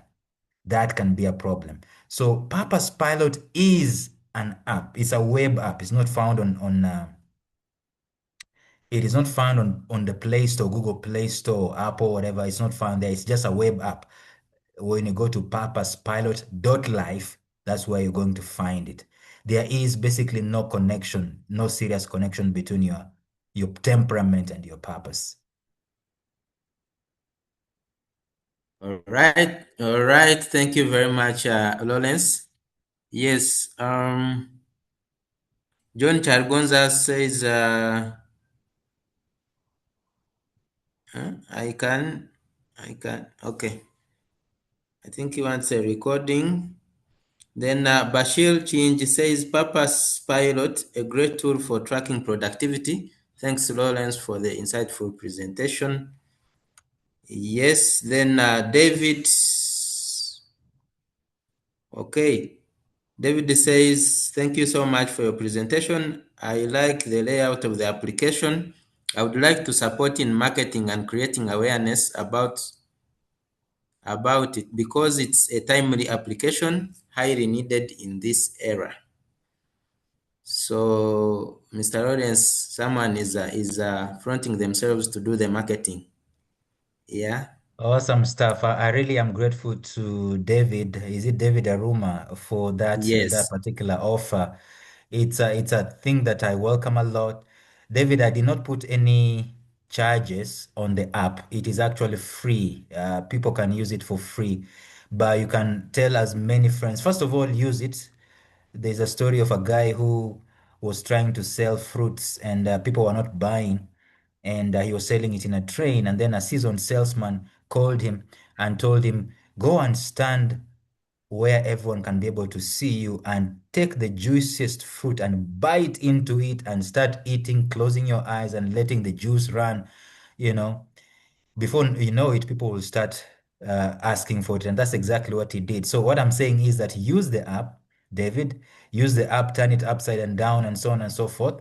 And then if it makes sense to you, if it really blesses you one way or another, tell everyone about it. We need as many people as possible to be on Purpose Pilot. Okay, thank you very much, Lawrence. Maria says, thanks, Lawrence. Can we download our weekly activity on Purpose Pilot? Yes, Maybe you can absolutely. Absolutely. You can download even for the day. It just, when you click on the download button, it just downloads what's there at that particular moment in time. So it's easy, it's downloadable. Okay, thank you. Patricia says, thank you so much, Lawrence, for sharing. Staying committed, disciplined, stop drifting, and start living are greatest takeaways. Yes, David says, thank you, Coach Lawrence. Discipline and not drifting was a timely presentation. God bless you. Yes, indeed, we thank God for having you here and for the presentation that you have made. And thanks to the audience, those of us watching us direct on YouTube, LinkedIn, and of course, all the other channels, Coach Samuel Ibanda YouTube link.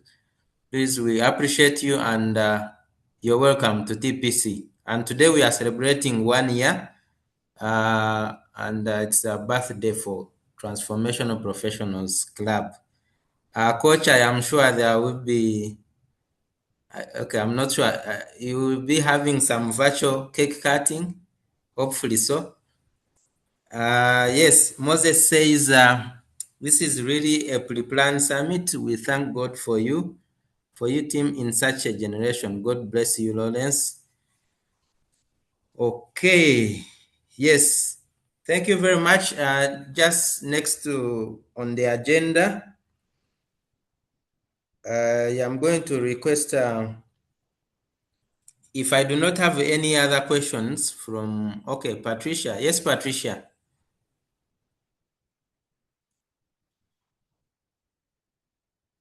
Patricia, you raised up your hand.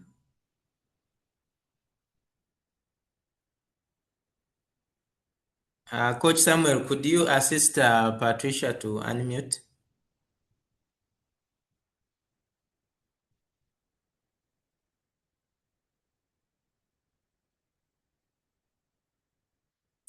Okay, so as we get into that, yes? Shares right now. Yes, Patricia, you can speak.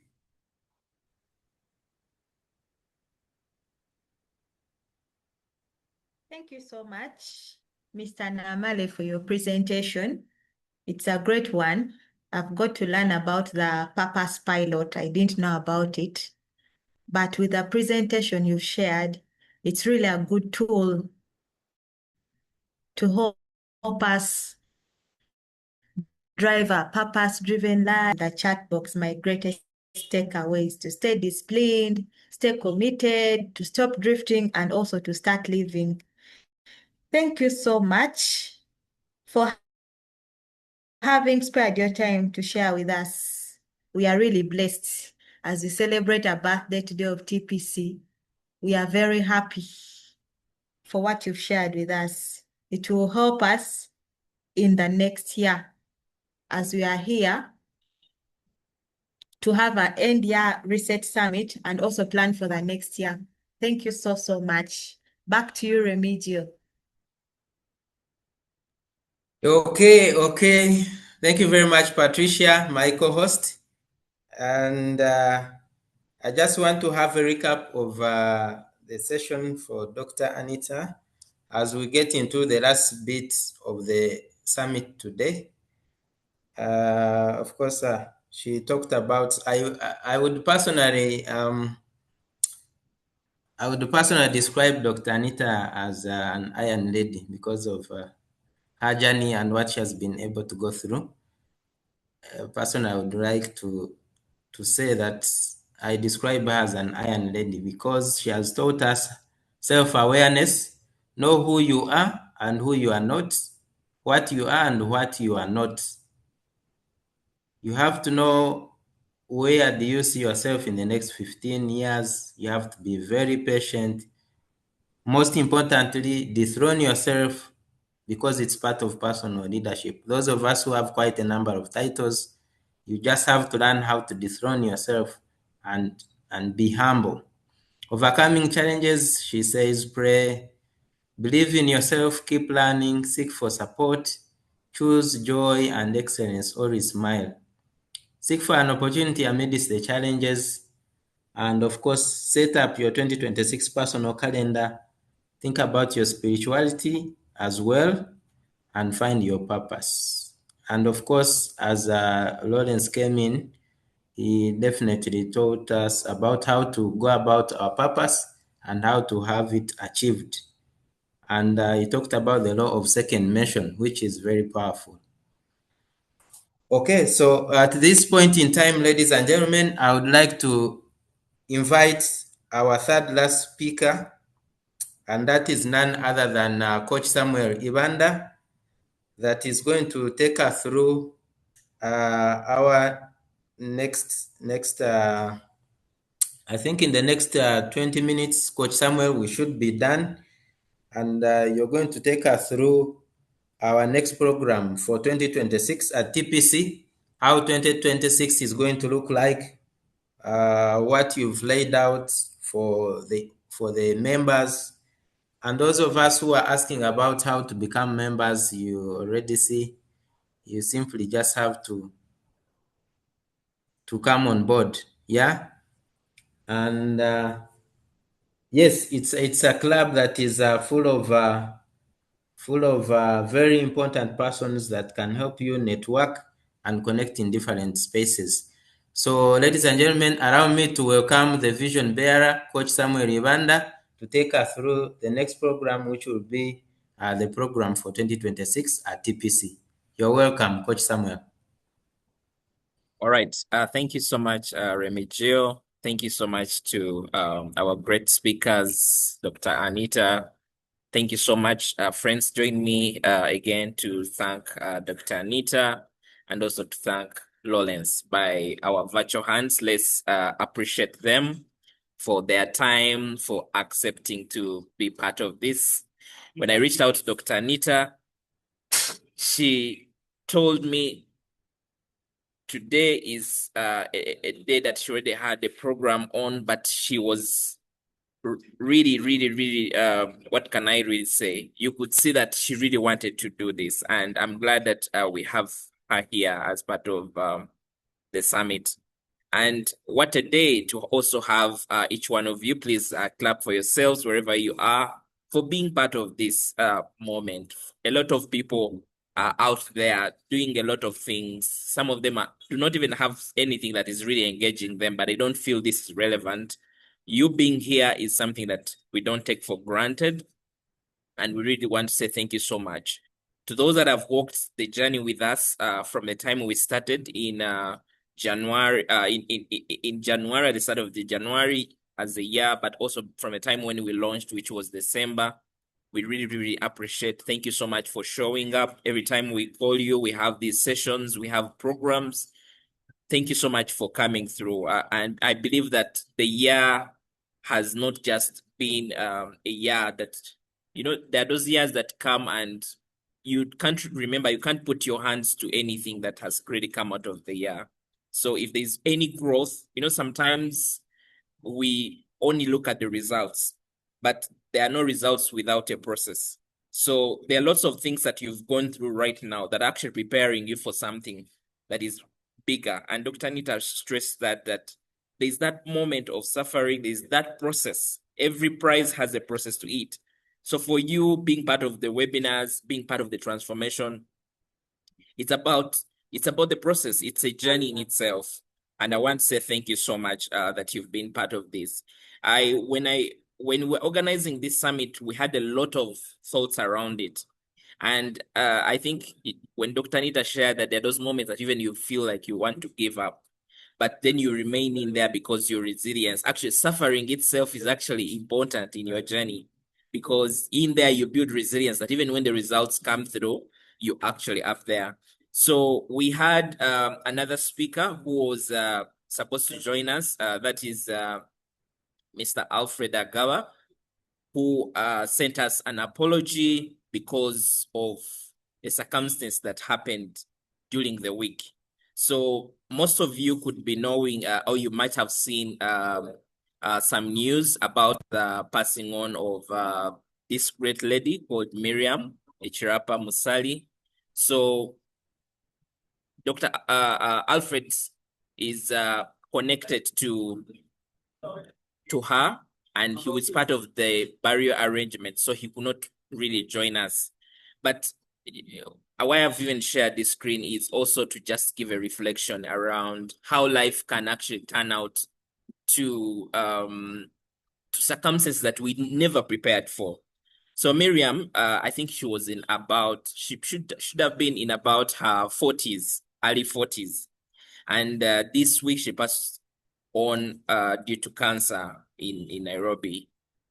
Miriam had an event, as you can see from the screen. She had held an event where she invited different speakers, and she was it was about becoming influential, becoming the influential challenge. And why am I even sharing about this? She's been a corporate person, a professional like many of us, working at high levels like Capital Market Authority and quite a lot of things. But now she's actually no more. But one of the things that is actually will remain around is the legacy that Miriam has left.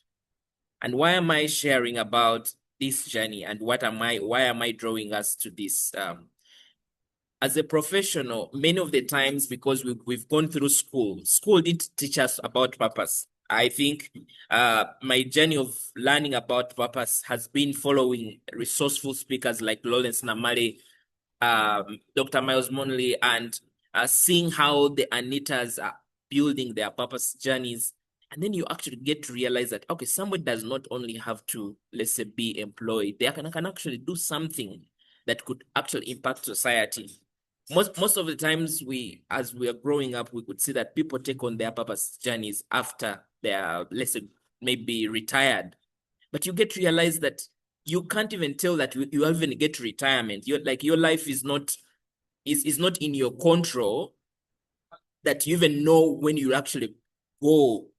But being able to live a life of purpose every day, a life of transformation, not only just for you, but also transforming others. If there's one thing that Lawrence and Anita highlighted, purpose is not for you.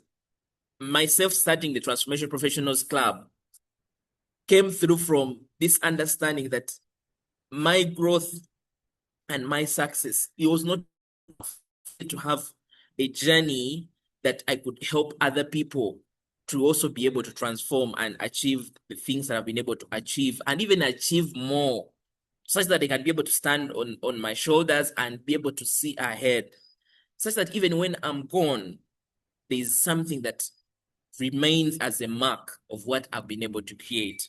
And this is not even just about the mark that I'm actually leaving on the earth, but it's actually a legacy that I know Dr. Anita shared. Heaven is the goal. Heaven is the goal, and I know there's a moment of accountability where God is going to ask, I gave you this talent of being a speaker, or being an inspirer, an encourager. How many people did you bring along? How many people have you been able to transform? And why I'm taking us in this direction is because we are all gifted in one or the other. Remigio here, who has been our moderator or host, as well as alongside Patricia. Remigio reached out to me and he said, this is my passion. This is the area I need to do. This is what I should be doing. And when he joined the community, one of the things I promised him, I said, Remigio, this is what I see, and I see this in you. Whenever we have an opportunity to moderate or host, you have the opportunity. And this is how the world is now working. The world is now working on community. When I know that Dr. Anita is interested in empowering the youth, when I'm thinking about a speaker who will be able to drive the message, I'll think about her. When I'm thinking about a speaker who can speak about purpose with depth, I'll bring in Lawrence Namale because I have seen him. Now, one of the things that I was even reflecting as Lawrence Namale was sharing is that life is spiritual than you can actually imagine. When we got the notification from Alfred that he will not be part of the webinar or summit, I and Charity that were organizing this, we felt down. We felt like, what next? Whom are we bringing on board? We tried a lot of people there and their schedules were already packed up. They could not join us. But then Lawrence comes through and says, I would like to speak. So you see how life is so connected that when you start on your journey of your purpose, things add up. I'll tell you, when I started the Transformational Professionals Club, I'll lie to you that I knew that we'll actually get to this point in time. But I knew that this thing was needed and there's somebody who needed it. When we started the WhatsApp group where there were only 2 people, and I think it was, should have been Patricia and maybe Rosette, where they were there for about maybe about 2 months when they're only just those people that were on the WhatsApp group. And then this thing later now grows that we're about over now 600 plus on the WhatsApp group, people who are desiring to learn. Now, as you are transforming, the Transformational Professionals Club is a community of transformers. We don't just want you to come through and be transformed, but start to think about how can I also transform others. And this is not just about doing it for free, because our key pillars is yes, connect, learn, grow, and earn. Because we don't just want you to look at the aspect of just connecting or growing and learning, but this transformation could actually also be able to get you something that could actually be an income. Quite a lot of people, when a job is gone, they have nowhere to run to. And we've seen there's a lot of change in the way the world is changing these days. There are a lot of things that sometimes you look back and you're so scared. Like ChatGPT can actually do what I've been doing every day. What's the chance of my job?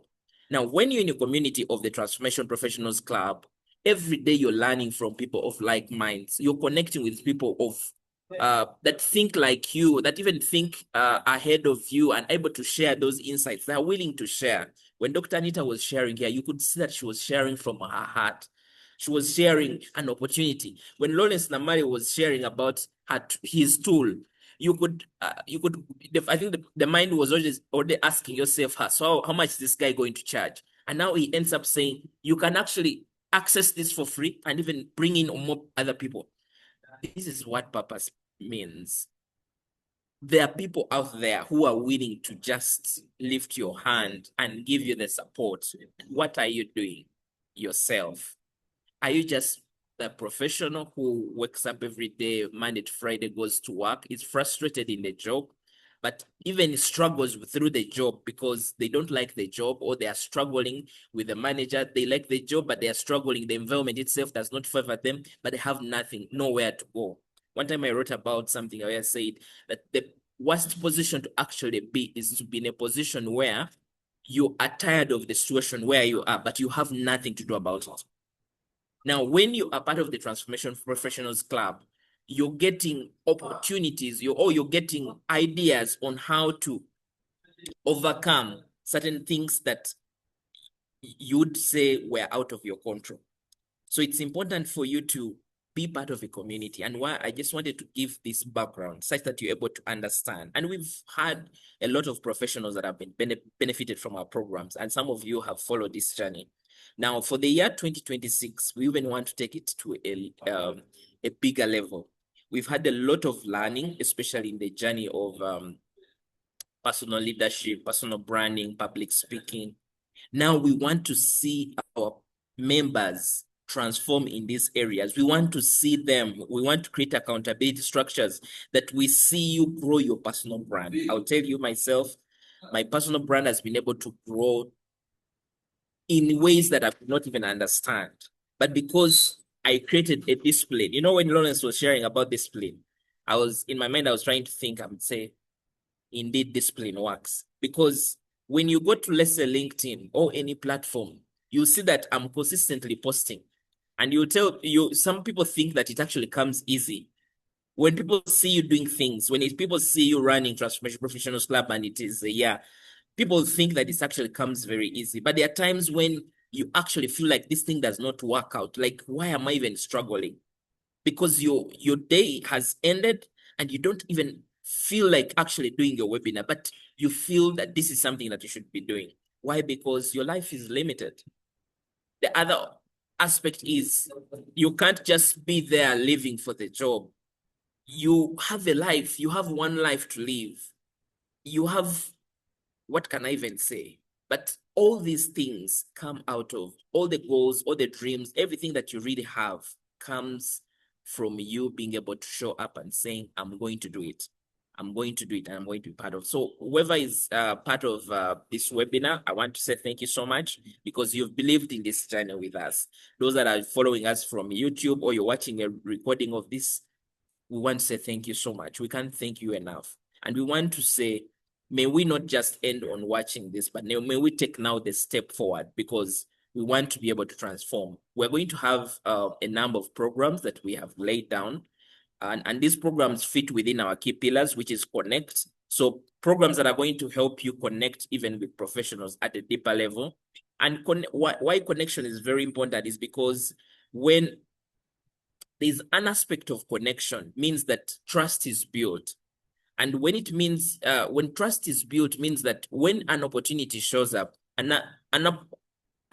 somebody, a professional, will be able to think about you who is in need of that opportunity because they trust you. They have seen you. They have seen what you do. So connection comes through. So we're going to have online events. We're also going to have physical events that we are planning. And some of you have attended some of these physical events. And we are going to be able to give you some of the dates for these events. And why do you need to get into those rooms is because sometimes when I see you online and now I see you in physical, there's a different dimension of connection that I will have with you.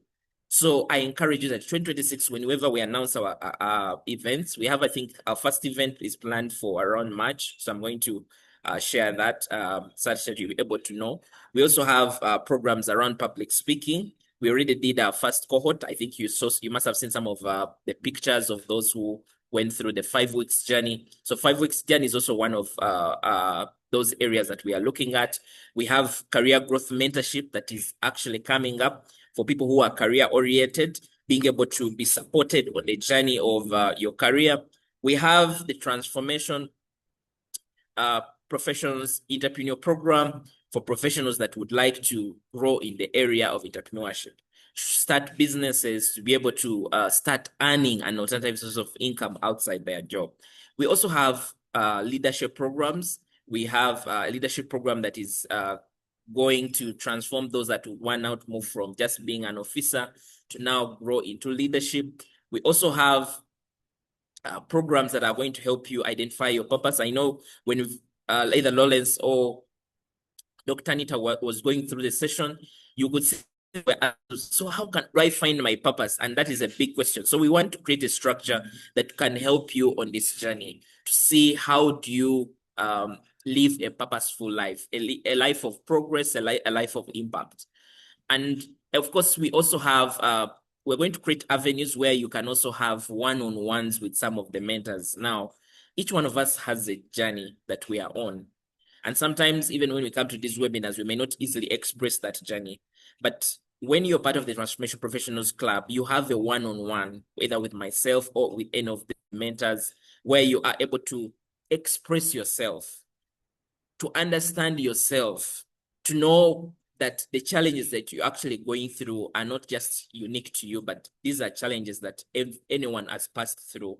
And then you support it in the process. So there's a lot that we have packed, and I'm going to be able to share some of these on the WhatsApp group. I know many of us are on the WhatsApp group. So if you're not on the WhatsApp group, make sure that you fill in the form, which I shared here, and then you can be able to. Now, we have the free open WhatsApp group, but we also have the member paid WhatsApp group.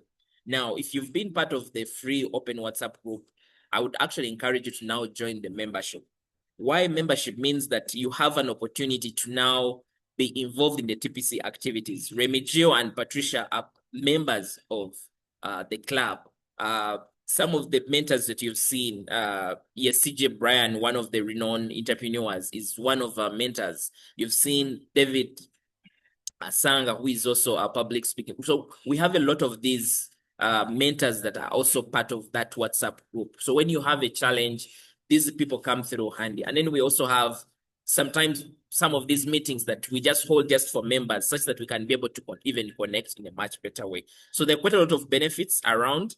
Now, last year we started the Transformational Professionals Club, and just like the way Lawrence and Dr. Anita shared, most of the times you want to do this even for free, and we've done a lot of programs for free.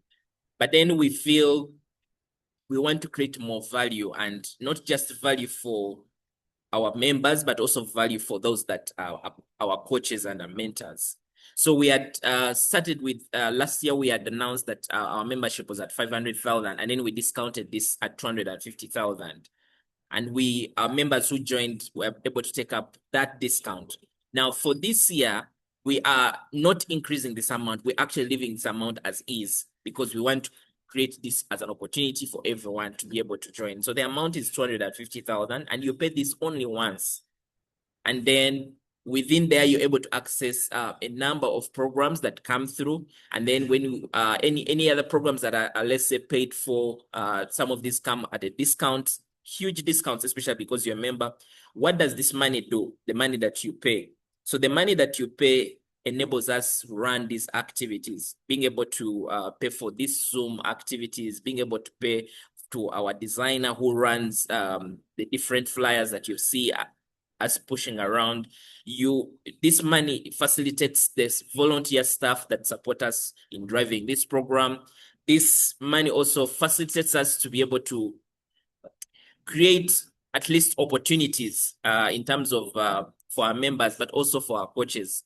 So there's a lot that we use this money. So this money is to facilitate our activities. So if you feel that this is a vision you believe in and you think you can actually be part of this journey, please proceed and make sure that you make that payment such that we can be able to run and even impact more people at the end of the day. So I just wanted to feel to share on those aspects, and I hope that I've been able to answer some of your questions. Again, in case you have any other questions around your membership with TPC and how you can add value, we also want more volunteers to take this message. Volunteers not just spread the message, but also to be part, because this is our club, this is our agenda. TPC does not segregate on professionals. Either you're an accountant, either you're an engineer, or you're a teacher. All of you are welcome because we are one community. And you know, our differences, the diversity is actually our strength, because it means that if I need accounting services, I can reach out to say Samuel, or if I need a bank loan, I can reach out to Remigio. If I need or to buy peanut butter, I can reach out to Patricia. There's a lot that we can actually share when we come in a diverse kind of environment. So that is one of really our strengths. And I believe that God has really prepared a journey for us in terms of our growth. We are going to be able to grow together. In the journey of TPC, I've seen members, the Makande Stevens, the Silases, get jobs, get opportunities with the support of the club, through either the webinar or through the one-on-one, through that kind of support, being able to know that I can reach out to somebody who can support. I think that comes through very handy. So I believe that each one of you will be able to benefit from this journey once you join us. And yeah, who knows, we will be here 2026 celebrating another year with a lot of testimonials. So thank you so much, Remigio, and back to you. Okay. Thank you very much, Coach Samuel, the vision bearer. And of course, the audience. You've been an amazing audience. Thank you very much for your comments. Thank you very much for your reactions. And I can see they appreciate very much. Coach, you will kindly put the link for the main WhatsApp group in the chat room so that people can join and thereafter transform into the principal membership WhatsApp group. So like he says, only 250,000 Ugandan shillings, you become a principal member of the group, of the club, and therefore you are able to benefit so much from the programs that have been lined up in the next year. So it's been an amazing time. It's been an amazing summit today. And just in 1 year, TPC has been able to impact over 3,000 professionals. We have over 700 registered members, and we've held, like what Coach was saying, over 50 webinars.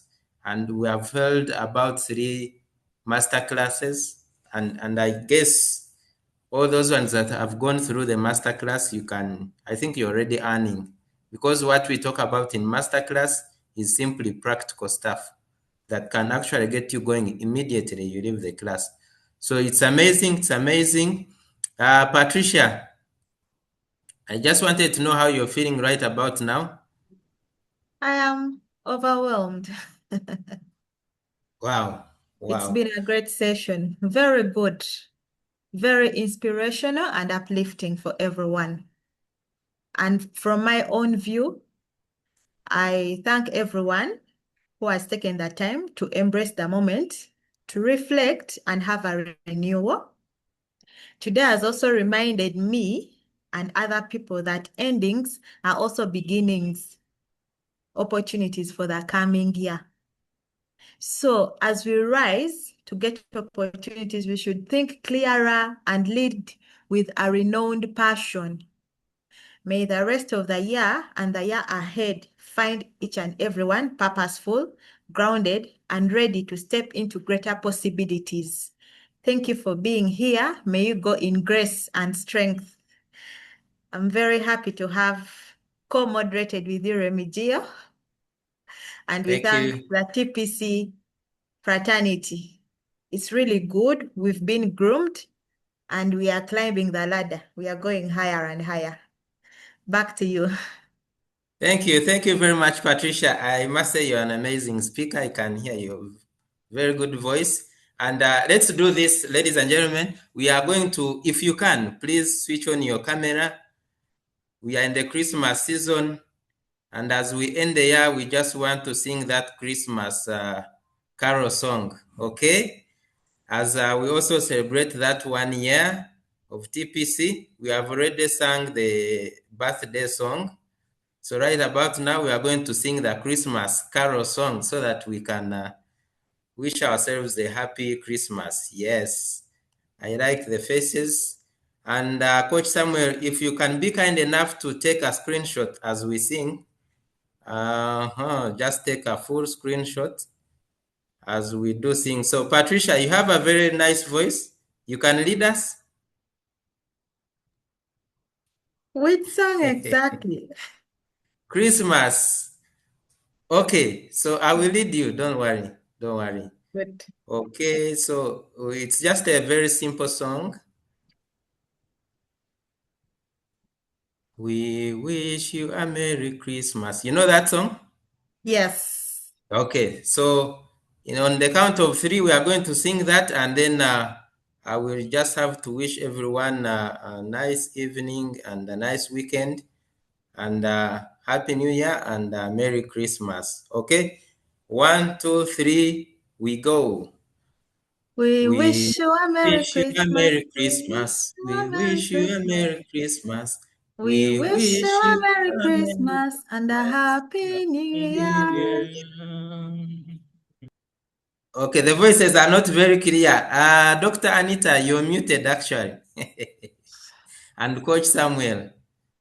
Yeah, we were just following we left you and Patricia to lead, but we're singing in the background. So Patricia is very fast, right? Okay, Patricia, take it easy, slowly. Okay, one more time. We wish you a Merry Christmas. We We wish wish you you a a Merry Merry Christmas. Christmas. We wish you a Wish you Merry a Merry Christmas and a Christmas and a Happy Happy New New Year. Year. All right, all right. Thank you very much, Coach Samuel. Thank you very much, Dr. Anita. And thank you very much, Mr. Lawrence, Coach Lawrence.